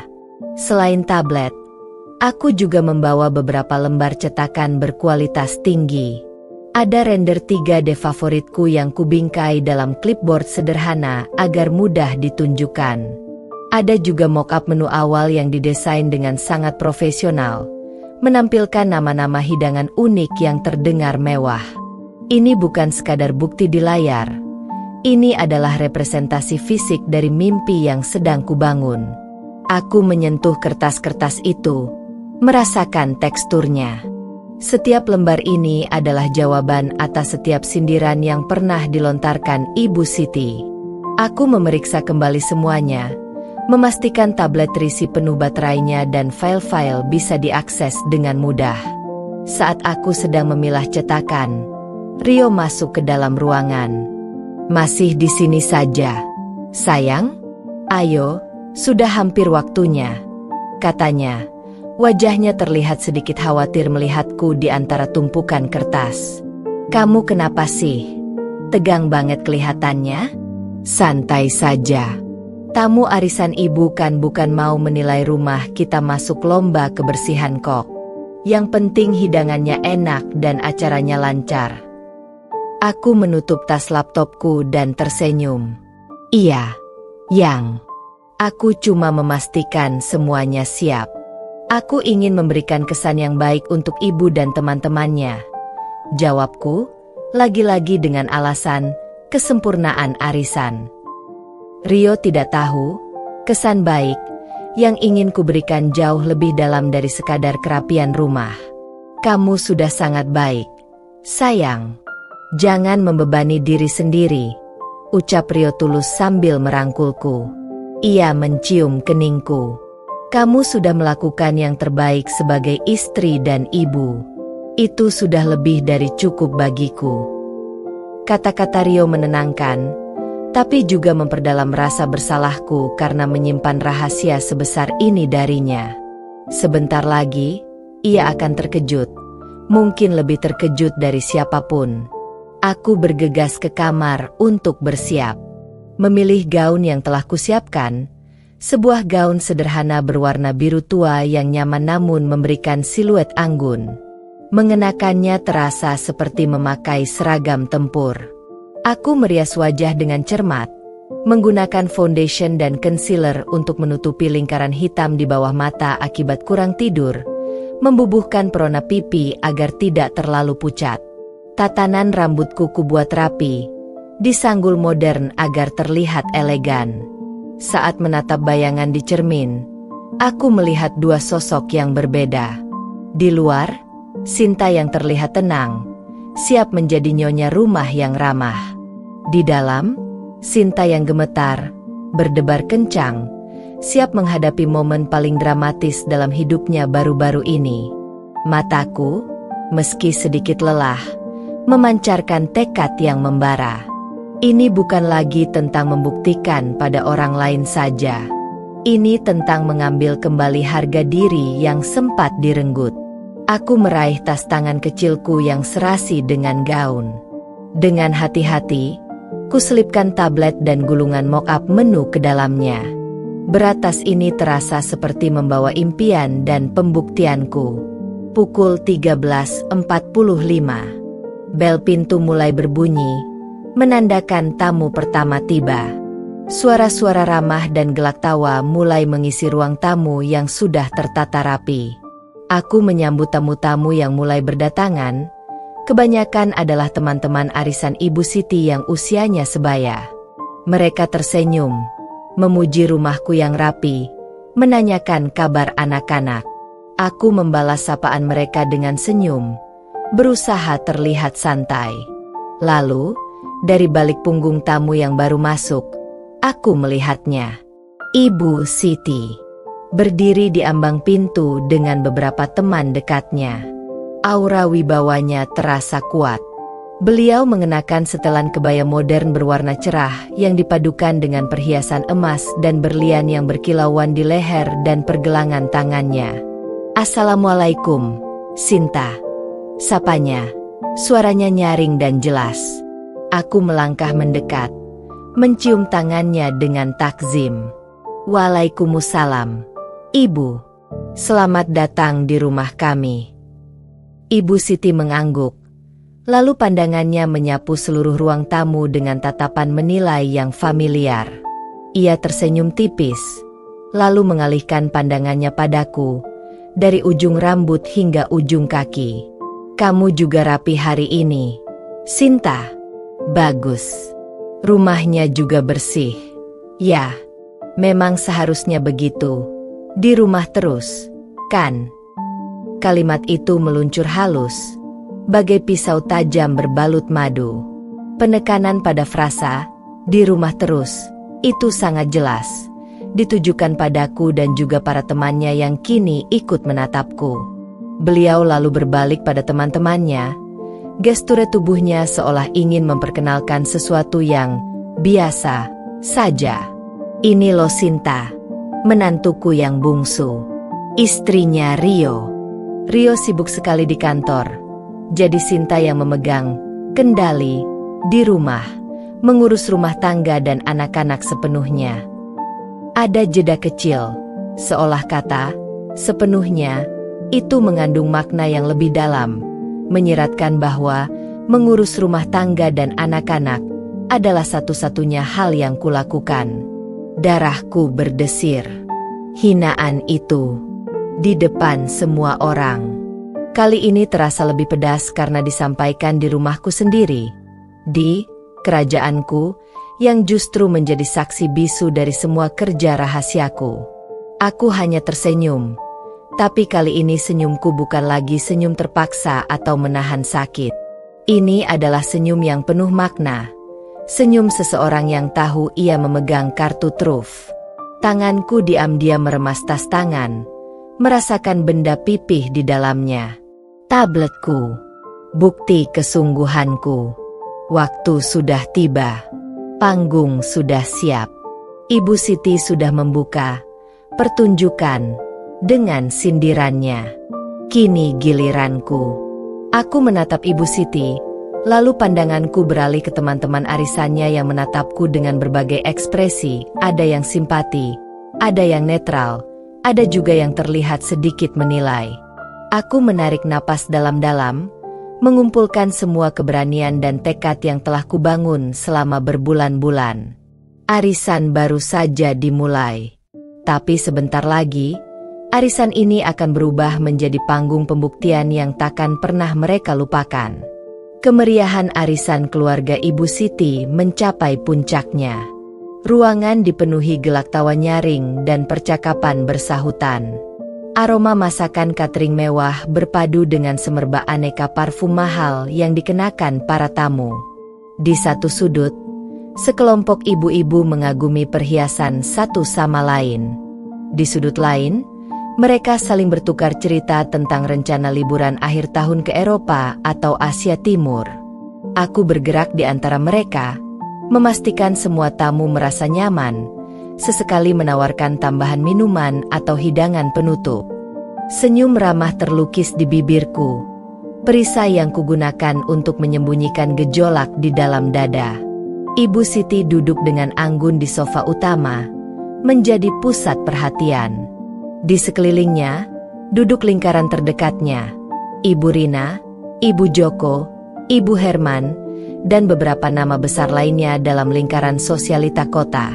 Percakapan mereka berbobot, membicarakan investasi properti, kegiatan amal para istri pejabat, dan topik-topik kelas atas lainnya. Tak lama, obrolan mereka beralih ke topik favorit, anak dan menantu. Aku, yang sedang melayani salah satu tamu di dekat sana, tidak bisa tidak mendengarkan. Suara Ibu Joko terdengar bangga. Anissa itu ya, saking sibuknya, kadang akhir pekan pun masih harus ke kantor. Tapi salut loh, manajemen waktunya luar biasa. Anak terurus, rumah rapi, karir cemerlang. Kemarin baru dapat mobil dinas baru dari banknya. Ibu Joko tersenyum puas. Ibu Rina menimpali, persis seperti menantuku. Bisnis kulinernya itu, Sinta, kamu tahu kan? Yang namanya Pawon Rina, itu. Beliau melirik sekilas padaku. Aku mengangguk kaku. Nama, Pawon Rina, sudah sering kudengar dari Ibu Siti, selalu menjadi bahan perbandingan. Nah, itu dia sekarang sudah bukan sekadar bisnis rumahan lagi. Loh, sudah punya central kitchen sendiri di ruko 3 lantai. Karyawannya puluhan. Ibu Rina sendiri kalau mau pesan catering darinya harus antre. Tawa bangga meledak di antara mereka. Ibu Siti tersenyum mendengar cerita teman-temannya. Senyum yang lebar, penuh kebanggaan. Beliau mengangguk-angguk. Memang ya, menantu-menantu zaman sekarang itu pintar-pintar, ulet, bisa membantu suami, bahkan mandiri sepenuhnya. Pandangannya kembali beralih padaku. Senyumnya berubah. Ada ekspresi kasihan yang dipaksakan di sana. Kalau Sinta ini, ya beda. ucapnya. Nadanya terdengar sedikit merendah dan penuh nada prihatin yang dibuat-buat. Suara tawa di sekelilingnya mendadak mereda. Semua mata kini mengarah padaku. Aku merasa seperti sorot lampu panggung tiba-tiba diarahkan padaku, mengekspos setiap inci kekuranganku di mata mereka. Rio itu beruntung dapat istri yang ngemong, sabar mengurus rumah dan anak. Rumah selalu rapi, anak-anak terurus. Itu sudah bagus sekali kok. Beliau menyesap minumannya, lalu melanjutkan. Tapi kadang ibu suka berpikir, sayangnya, Sinta kan lulusan cum laude dulu, otaknya encer. Kenapa tidak dimanfaatkan untuk sesuatu yang lebih? Ya, lebih signifikan di luar sana. Kata signifikan itu diucapkannya dengan penekanan khusus, seolah mengurus rumah tangga dan anak-anak itu tidak signifikan sama sekali. Lihat itu Anissa, sambil urus anak, karirnya melejit. Menantunya Herman, bisnisnya besar. Mereka kan bisa ajak suami liburan, belikan orang tua ini itu dari uang sendiri. Rasanya pasti beda, ya kan? Beliau memandang Ibu Joko dan Ibu Herman, mencari persetujuan, yang langsung dibalas dengan anggukan dan gumaman. Betul, betul. Sindiran itu terasa seperti ribuan jarum yang menusuk. Bukan hanya kata-katanya, tapi juga nada suaranya yang meremehkan, ekspresi kasihan di wajahnya yang terasa menghinakan, dan tatapan penilaian dari teman-teman arisannya. Aku merasa direduksi menjadi sekadar statistik perbandingan yang kalah telak.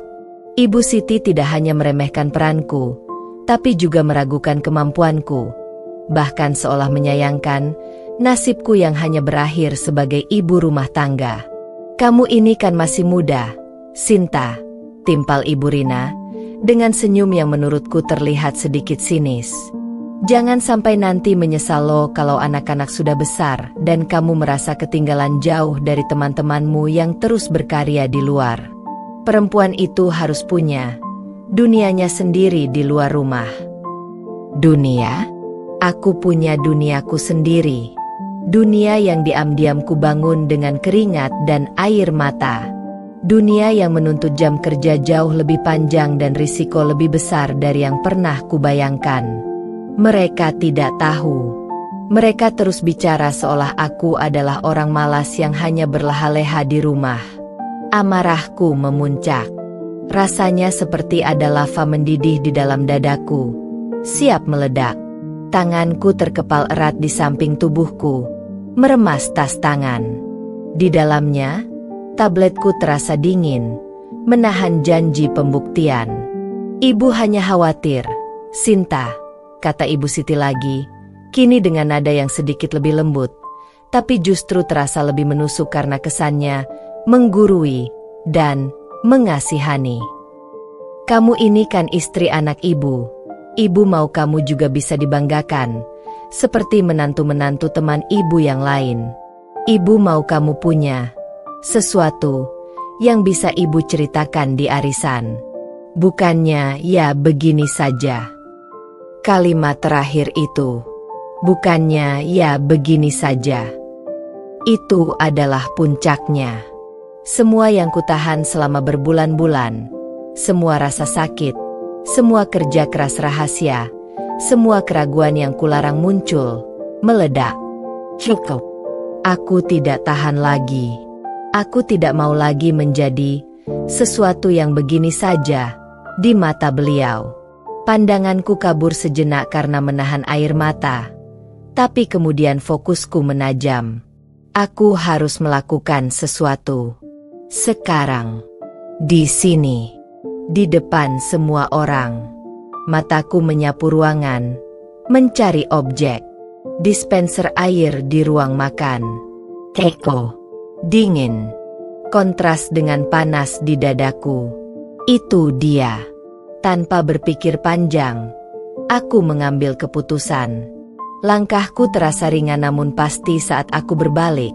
Berjalan melewati kerumunan tamu yang mulai terdiam, merasakan semua mata mengikutiku. Aku mendengar bisik-bisik. Rio di sudut ruangan tampak terkejut melihatku berjalan dengan ekspresi yang tidak ia kenal. Aku sampai di ruang makan, mengambil teko air kosong dari meja, membukanya, menekan tombol air dingin pada dispenser. Air jernih mengalir mengisi teko dengan suara gemericik. Bunyi itu terasa sangat nyaring di tengah keheningan yang kini mulai merayap dari ruang tamu. Teko sudah penuh. Beratnya terasa menenangkan di tanganku, kontras dengan gejolak di hatiku. Aku menutupnya, berbalik, kembali menuju ruang tamu, menuju panggung penghinaanku. Saat aku kembali melangkah, semua mata sudah tertuju padaku. Suasana benar-benar hening. Ibu Siti dan teman-temannya menatapku dengan ekspresi campuran kaget, bingung, dan sedikit waspada. Aku berjalan lurus ke arah Ibu Siti, berdiri tepat di depannya. Beliau menatap teko di tanganku, lalu beralih ke wajahku. Kerutan di dahinya semakin dalam. "Sinta, kamu mau buatkan minum lagi? Kan sudah ada banyak." Suaranya terdengar ragu. Aku tidak menjawab. Aku hanya berdiri di sana, menatapnya, mengingat setiap sindiran, setiap tatapan meremehkan, setiap perbandingan menyakitkan. Mengingat kalimat yang paling baru, yang paling menusuk. Bukannya, ya begini saja. Seluruh tubuhku terasa tegang. Siap. Aku menarik napas dalam-dalam. Dadaku mengembang. Tanganku terangkat. Teko air itu naik, mengarah ke arah Ibu Siti. Matanya membelalak ketakutan saat ia menyadari apa yang akan kulakukan. Teman-teman arisannya di belakangnya menjerit kecil, panik. Ibu Siti mencoba mundur sedikit, tapi ia duduk di sofa, tidak bisa bergerak cepat. Ini dia, puncak dari segalanya. Semua amarah, semua tekad, semua rahasia akan kulampiaskan sekarang. Kuayunkan teko itu. Dan biur.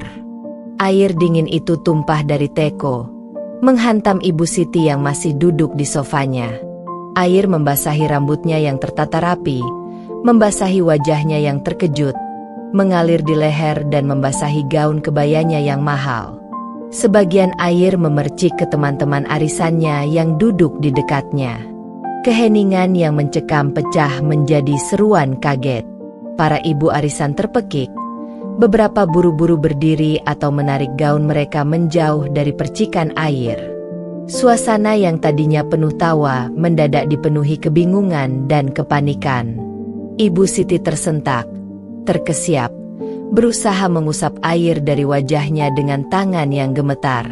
Riasannya luntur seketika. Maskara hitam meluber di bawah matanya. Wajahnya yang tadi memucat karena kaget, kini memerah padam. Matanya yang tajam menatapku, nyalang, penuh kemarahan yang membakar. "Sinta, apa-apaan ini?" teriaknya. Suaranya tinggi dan bergetar hebat. Tidak percaya dengan apa yang baru saja terjadi. Gaunnya yang basah terlihat lepek di badannya. Teman-teman arisannya saling berpandangan. Bisik-bisik panik dimulai. "Ya ampun, kenapa ini? Ada apa? Astaga!" Rio, yang melihat semuanya dari sudut ruangan, berteriak kaget. "Sinta!" Ia segera berlari menghampiriku dan ibunya. Aku berdiri di sana. Teko kosong masih kugenggam. Napasku terengah-engah. Jantungku berdebar kencang seperti genderang perang. Panas di dadaku sedikit reda tergantikan oleh ketegangan pasca aksi. Aku tahu apa yang kulakukan barusan adalah hal yang sangat tidak sopan. Mungkin bisa dibilang kurang ajar. Tapi di saat itu, rasanya tidak ada cara lain. Tekanan itu harus dilepaskan. Ibu Siti berdiri dengan susah payah, menjauhiku sedikit. Tangan kanannya terangkat menunjuk-nunjuk ke arahku. gemetar hebat.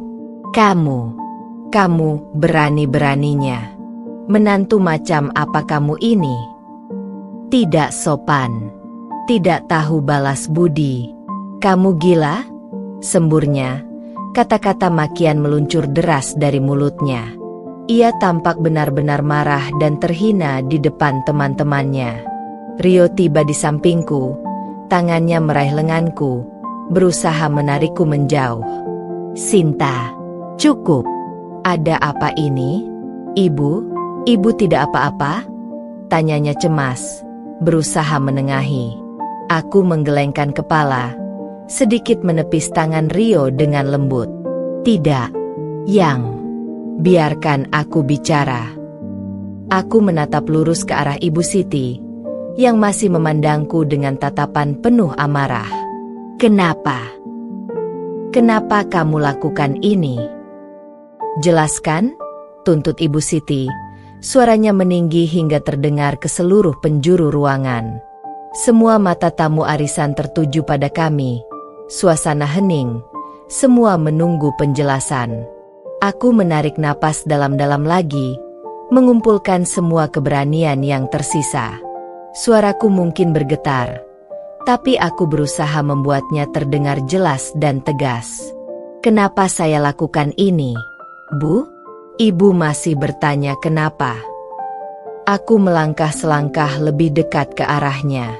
Saya lakukan ini karena saya sudah cukup, Bu.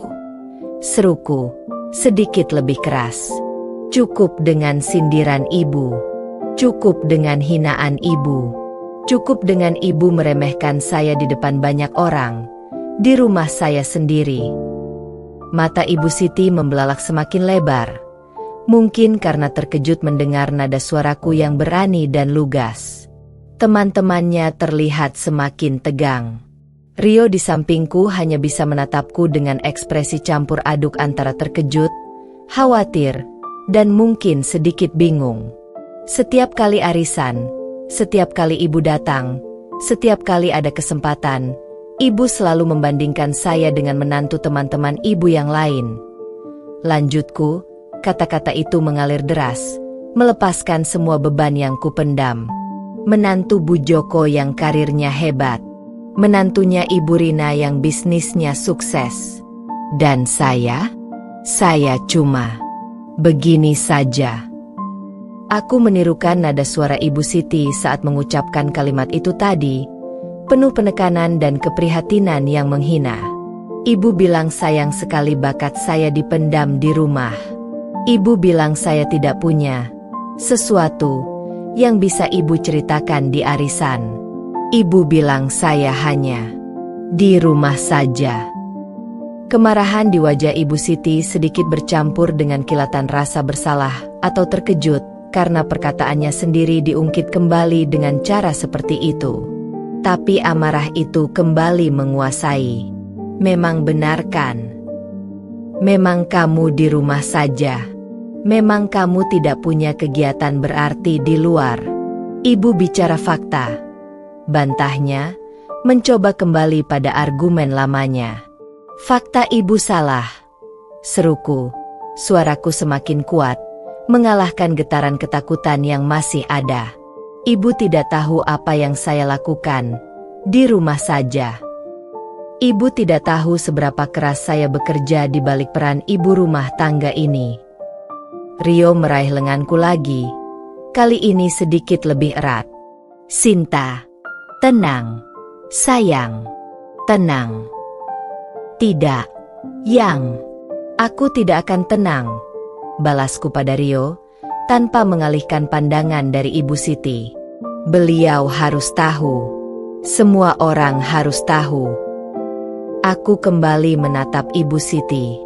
Ibu meremehkan saya karena saya tidak punya bukti kesuksesan seperti menantu teman-teman ibu, kan?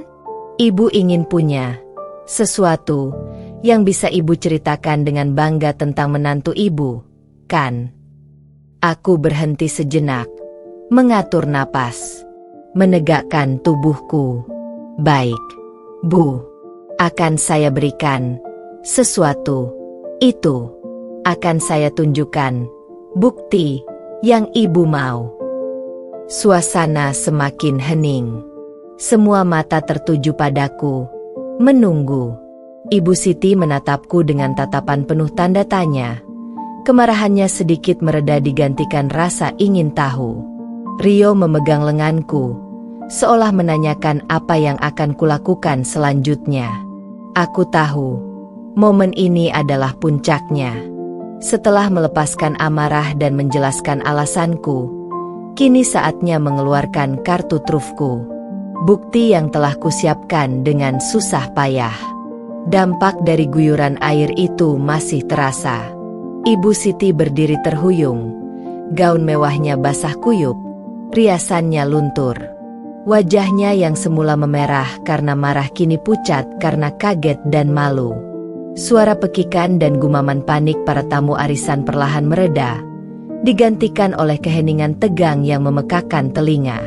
Semua mata tertuju padaku, yang masih berdiri tegak dengan teko kosong di tangan. "Sinta, apa-apaan kamu?" seru Ibu Siti lagi. Suaranya lemah namun penuh kemarahan yang tertahan.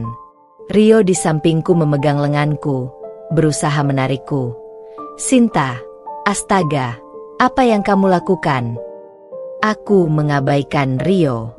Aku menatap Ibu Siti, merasakan kombinasi aneh antara kepuasan melepaskan beban dan ketegangan yang masih tersisa. "Kenapa saya lakukan ini, Bu?" "Karena ibu meremehkan saya. Karena ibu menghina saya." Suaraku, meskipun bergetar, terdengar lantang di ruang tamu yang hening. Ibu bilang saya di rumah saja tidak melakukan apa-apa. Ibu bilang saya tidak punya bakat, tidak punya martabat karena tidak punya penghasilan sendiri. Ibu bilang saya tidak punya sesuatu yang bisa ibu banggakan di depan teman-teman ibu. Aku mengulang kata-kata Ibu Siti dengan nada yang kuat. Setiap kata adalah anak panah yang kulepaskan. Ibu Siti tampak terkesiap mendengar kata-katanya sendiri diucapkan kembali. Wajahnya semakin memerah. "Memang benar kan?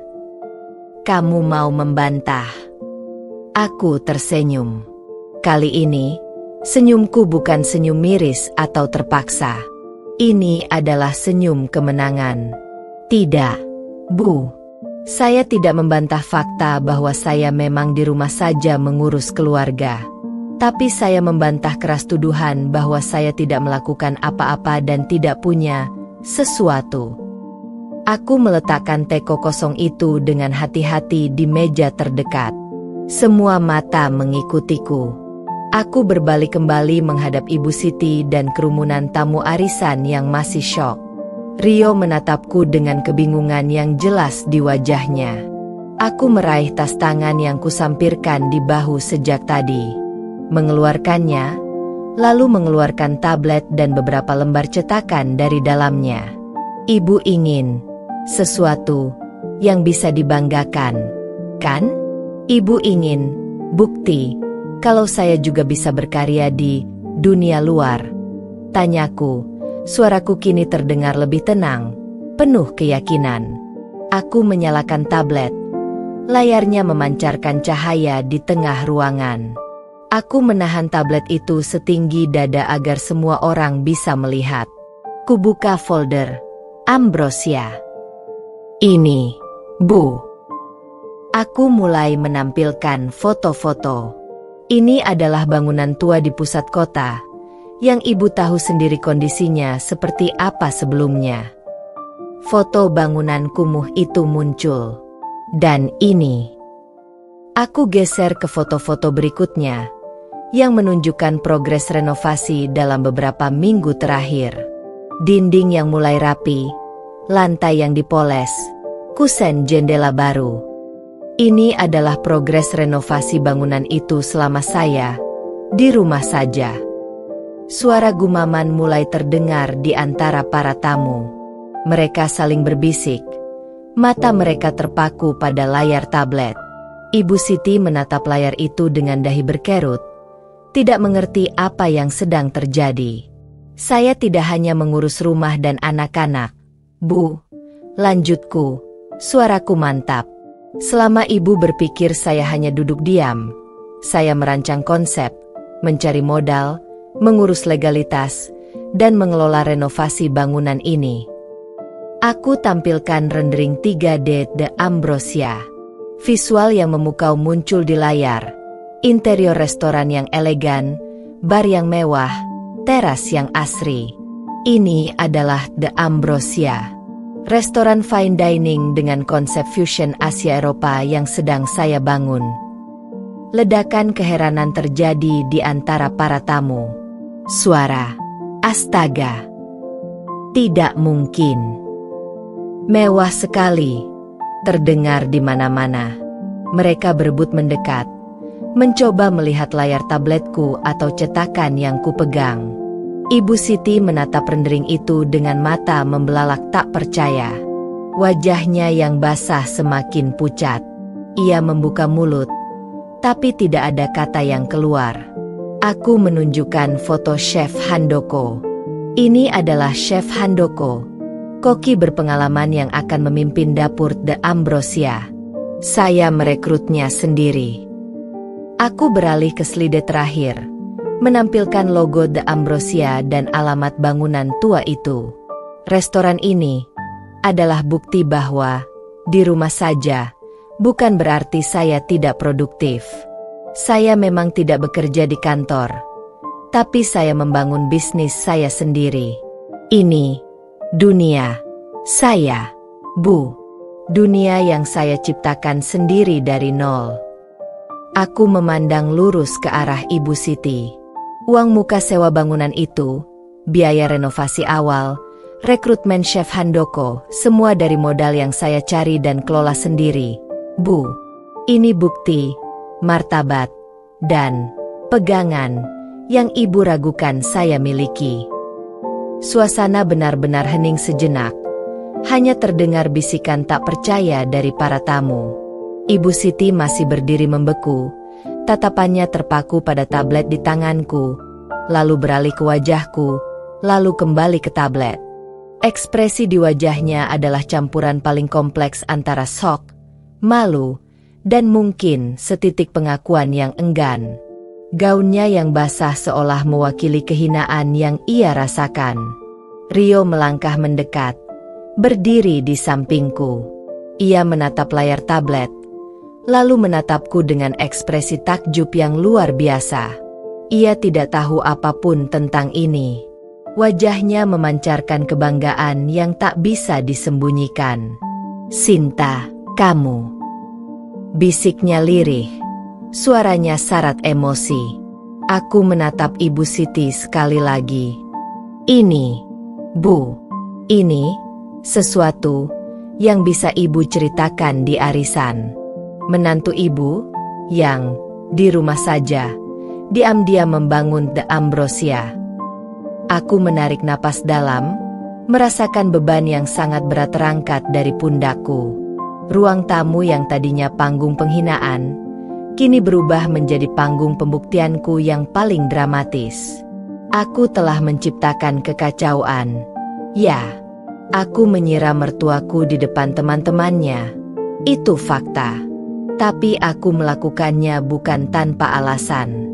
Dan aku membalas hinaannya bukan dengan kata-kata kosong, melainkan dengan bukti nyata. Bukti dari dunia yang diam-diam kubangun. Ibu Siti masih terdiam, basah dan tampak hancur. Para tamu arisan masih dalam kondisi syok. Sebagian mulai mengeluarkan ponsel mereka, mungkin untuk mengambil foto, bukti, atau mencari tahu tentang The Ambrosia. Arisan keluarga Ibu Siti sore itu berakhir bukan dengan acara kocok arisan atau santap sore, melainkan dengan sebuah pengungkapan yang menggemparkan, sebuah pertunjukan yang akan menjadi buah bibir selama berbulan-bulan. Dan aku, Sinta, ibu rumah tangga yang di rumah saja, adalah sutradara utama dari pertunjukan itu. Percikan air dari guyuran itu masih terasa di udara, berpadu dengan aura keterkejutan yang kuat. Para tamu arisan masih terdiam, Sebagian mata mereka bolak-balik dari layar tablet di tanganku ke sosok Ibu Siti yang basah kuyup di sofa, lalu kembali padaku. Suasana yang tadinya ramai dengan obrolan kini dipenuhi bisikan-bisikan tak percaya dan decak kagum yang tertahan. Ibu Siti masih duduk di sana, basah dan tampak syok. Kemarahan di wajahnya seperti membeku, digantikan oleh ekspresi tak percaya yang hampa. Gaun mahalnya lepek, rambutnya acak-acakan, dan riasan di matanya luntur tak karuan. Beliau mencoba bicara, membuka mulutnya beberapa kali, tapi tidak ada suara yang keluar selain gumaman tak jelas. Harga dirinya tampaknya basah kuyup bersama gaunnya.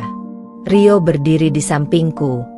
Tangannya kini melingkar di bahuku. Matanya masih sedikit lebar karena terkejut, tapi senyum bangga perlahan mengembang di wajahnya. Ia menatapku dengan tatapan yang belum pernah kulihat sebelumnya, kekaguman yang luar biasa. Ia mengambil tablet dari tanganku, melihat rendering The Ambrosia lagi, lalu menggelengkan kepala pelan, seolah masih belum bisa mempercayai ini semua. "Sinta, ini sungguhan," bisiknya padaku. Suaranya masih syarat keheranan. Aku hanya mengangguk, merasa lelah namun juga lega. Lega luar biasa. Beban rahasia yang kutanggung berbulan-bulan akhirnya terlepas dengan cara yang paling dramatis. Perlahan, para tamu mulai pulih dari keterkejutan mereka. Beberapa wanita yang sebelumnya terlihat bersimpati padaku kini berjalan mendekat. "Ya ampun, Sinta, ini luar biasa," seru Ibu Santi, salah satu teman Ibu Siti yang paling ramah. Matanya berbinar melihat layar tablet di tangan Rio. "Restoran? Mewah sekali. Kamu, kok bisa?" Aku tersenyum tipis. "Alhamdulillah, Bu." Pelan-pelan dibangun sambil urus rumah tangga. Ibu Rina, yang tadi membanggakan bisnis catering menantunya, datang menghampiri dengan senyum canggung. "Sinta, Tante Rina tidak tahu kamu ternyata sekreatif ini. Maaf ya tadi Tante bicara begitu." Ada sedikit nada malu di suaranya. Aku mengangguk membalas senyumnya. "Tidak apa-apa, Tante." Namun, sebagian besar tamu lain memilih jalur yang lebih aman. Mereka gudang bersama, berbisik-bisik sambil sesekali melirik ke arahku dan Ibu Siti. Suasana terasa sangat canggung. Hidangan prasmanan yang mewah tampak terlupakan. Tidak ada lagi tawa riang, hanya gumaman dan tatapan yang penuh penilaian baru. Sadar suasana sudah tidak kondusif dan jamuan arisan sudah sepenuhnya berantakan, beberapa tamu mulai berpamitan. "Ibu Siti, Sinta, kami pulang dulu ya," ujar salah satu tamu dengan terburu-buru, menghindari kontak mata langsung dengan Ibu Siti yang masih duduk terdiam basah. Proses kepulangan tamu terasa sangat aneh. Tidak ada lagi basa-basi panjang di depan pintu. Mereka berpamitan dengan cepat, mengucapkan terima kasih dengan suara pelan, dan segera melangkah keluar, seolah ingin segera meninggalkan tempat kejadian perkara. Beberapa dari mereka bahkan melirik Ibu Siti dengan ekspresi iba bercampur tak nyaman. Rio, meskipun masih sedikit syok, mengambil alih peran tuan rumah. Ia mengantar para tamu ke depan pintu dengan sopan, mengucapkan terima kasih atas kedatangan mereka. Aku berdiri di dekatnya, ikut menyalami tamu yang pulang, merasakan setiap tatapan yang dialamatkan padaku campuran kekaguman, kebingungan, dan rasa ingin tahu yang besar. Aku tahu, cerita tentang arisan hari ini akan menyebar bagai api. Saat tamu terakhir melangkah keluar dan pintu tertutup, ruang tamu kembali hening. Hanya ada aku, Rio, dan Ibu Siti yang masih duduk di sofa, basah dan terdiam. Bei Mirna, asisten Ibu Siti, tampak ragu-ragu berdiri di dekat pintu dapur, tidak tahu apa yang harus dilakukannya. Bei Inah dan para asisten catering juga tampak tegang, membereskan sisa-sisa acara yang berantakan. Keheningan itu terasa berat. Lebih berat dari beban rahasia yang baru saja kulepaskan. Aroma masakan, bunga, dan parfum mewah di ruangan itu kini bercampur dengan aroma air dan ketegangan yang mencekam. Ibu Siti menatap kosong ke depan, matanya tampak berkaca-kaca, entah karena air yang membasahi wajahnya atau emosi lain. Kemarahannya seolah menguap, tergantikan oleh rasa malu dan terhina yang dalam. Beliau, wanita yang selalu bangga dan menguasai keadaan, kini terlihat kalah. Rio menatap ibunya, lalu beralih padaku. Ia menarikku mendekat, memelukku erat di hadapan ibunya yang basah kuyup. Pelukannya adalah campuran kelegaan, kebanggaan, dan perlindungan. "Sayang, kamu luar biasa," bisiknya di telingaku. Aku bersandar padanya, merasa lelah luar biasa. Puncak drama telah berlalu, tapi dampaknya baru saja dimulai. Di hadapan kami, duduk Ibu Siti, mertuaku, yang baru saja kusiram di depan teman-temannya dan kubuat terdiam dengan bukti kesuksesanku. Resolusi konflik ini akan jauh lebih rumit daripada sekadar guyuran air dan pengungkapan. Setelah tamu arisan berhamburan pulang, keheningan yang dingin menyelimuti ruang tamu. Ibu Siti masih duduk di sofa, basah kuyup dan tampak syok. Rio memapahnya perlahan menuju kamar mandi untuk membersihkan diri, dibantu Bei Mirna. Beberapa saat kemudian, Ibu Siti kembali ke ruang tamu, sudah berganti daster. Wajahnya lelah dan tegang. Pandangannya langsung tertuju padaku dan tablet di atas meja. Rio duduk di dekatnya, sementara aku berdiri. Dadaku masih berdebar namun tekadku kuat. "Apa maksud semua ini, Sinta?" tanya Ibu Siti lirih. Suaranya tanpa kekuatan seperti tadi. "Kenapa kamu lakukan itu?" Aku menarik napas dalam-dalam. "Karena saya sudah tidak tahan lagi, Bu. Karena ibu terus-menerus meremehkan saya di depan banyak orang.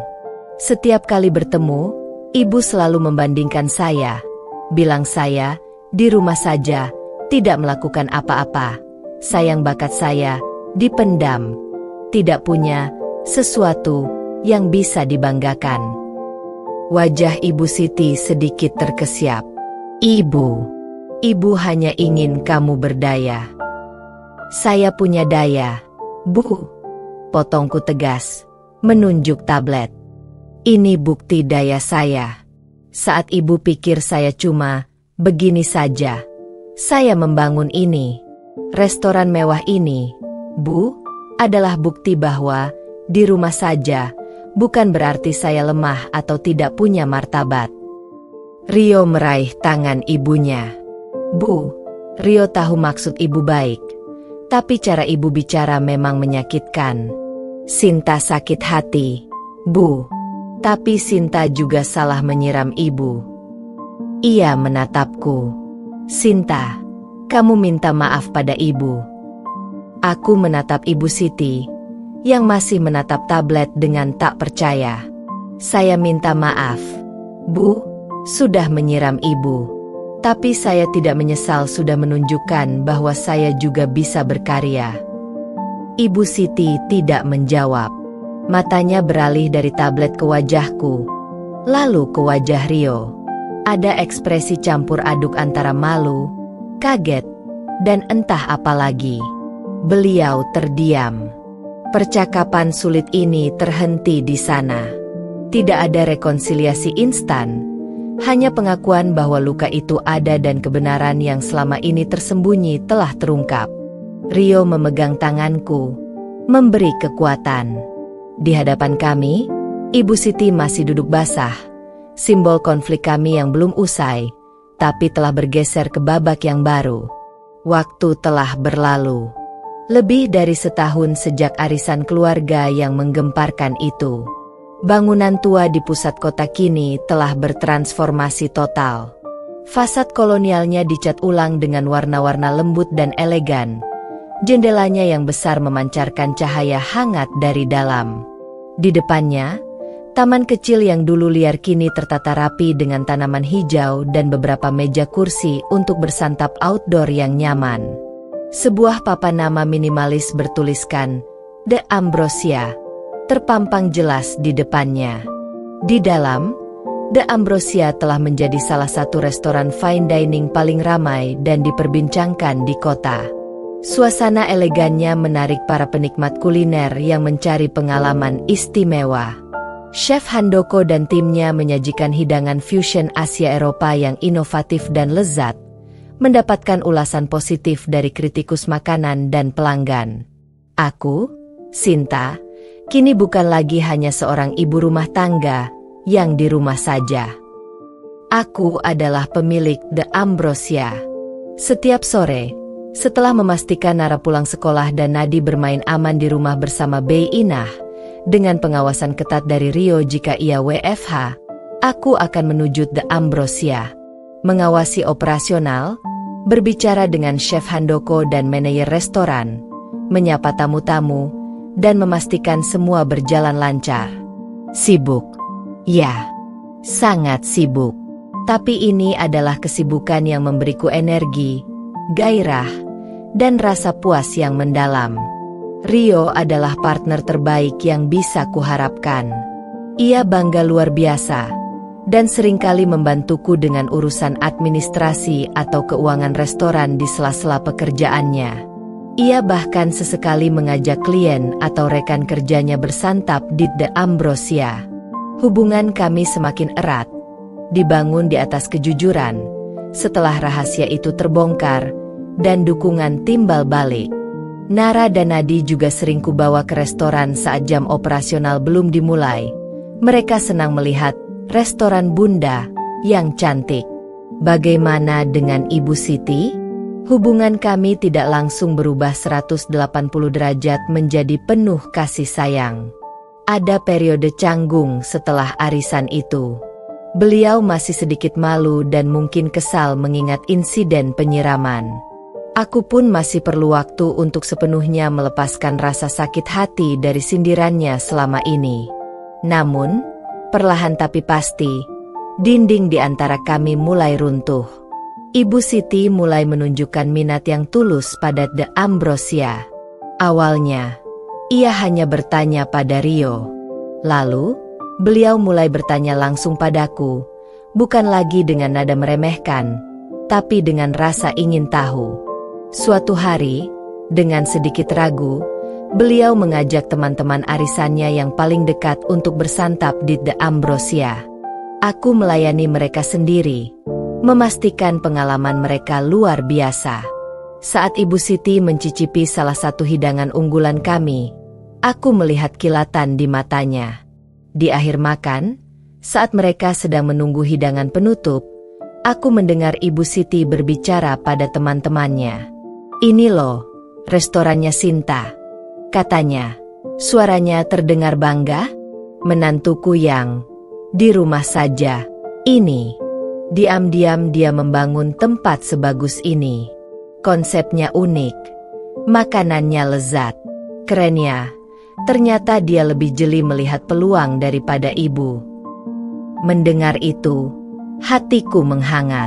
Bukan karena keinginan untuk memamerkan sudah tercapai, tapi karena pengakuan itu akhirnya datang, tulus, di depan teman-temannya yang dulu menjadi saksinya saat beliau meremehkanku. Ibu Siti tidak lagi membandingkanku dengan menantu orang lain. Beliau justru membandingkan dirinya sendiri, secara positif, karena memiliki menantu sepertiku. Arisan yang dulu panggung penghinaan, kini menjadi latar belakang cerita kebanggaannya. Ibu Siti memang tidak pernah secara gamblang meminta maaf atas kata-katanya yang menyakitkan. Tapi sikapnya berubah total. Sindiran menghilang, digantikan dengan dukungan, kadang dalam bentuk nasihat yang khas Ibu Siti, tapi tanpa nada meremehkan, dan kebanggaan yang ia tunjukkan, terutama pada Rio dan di depan kerabat atau teman.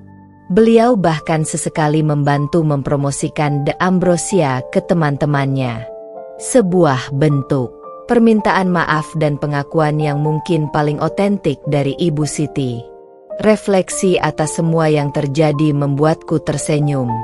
Insiden penyiraman itu itu ekstrim dan tidak patut. Tapi di saat itu adalah cara emosiku yang terpendam menemukan jalan keluar. Cara paling dramatis untuk menghentikan siklus peremehan. Dan bukti kesuksesan itu bukan hanya soal membungkam Ibu Siti. Itu adalah tentang membuktikan pada diriku sendiri bahwa aku mampu. Bahwa aku bisa menjadi ibu rumah tangga yang hadir sepenuhnya untuk anak-anak, sambil tetap merangkai mimpi dan meraih pencapaian di dunia luar. Definisi suksesku kini jauh lebih luas. Bukan hanya tentang karir atau uang. Sukses adalah menemukan keseimbangan yang membuatku bahagia, melihat anak-anak tumbuh ceria, memiliki suami yang suportif, dan membangun sesuatu yang kunikmati dan membuatku merasa berdaya. De Ambrosia adalah simbol dari sayap yang kutemukan di dalam sangkar rumah tangga. Kadang, saat pagi hari yang tenang, sambil menyeruput kopi di teras rumah, aku teringat kembali pada sore arisan yang kacau balau itu. Sebuah momen dramatis yang lahir dari konflik, namun berujung pada pemahaman, meskipun pahit, dan sebuah awal yang baru. Aku bersyukur untuk setiap tantangan, setiap sindiran, bahkan guyuran air dingin sore itu. Karena semua itu membawaku ke titik ini. Berdiri tegak, dengan senyum legasi, sebagai Sinta, ibu, istri, dan pemilik De Ambrosia yang sukses. Definisi sukses, ternyata, bisa kita ciptakan sendiri. Tamat.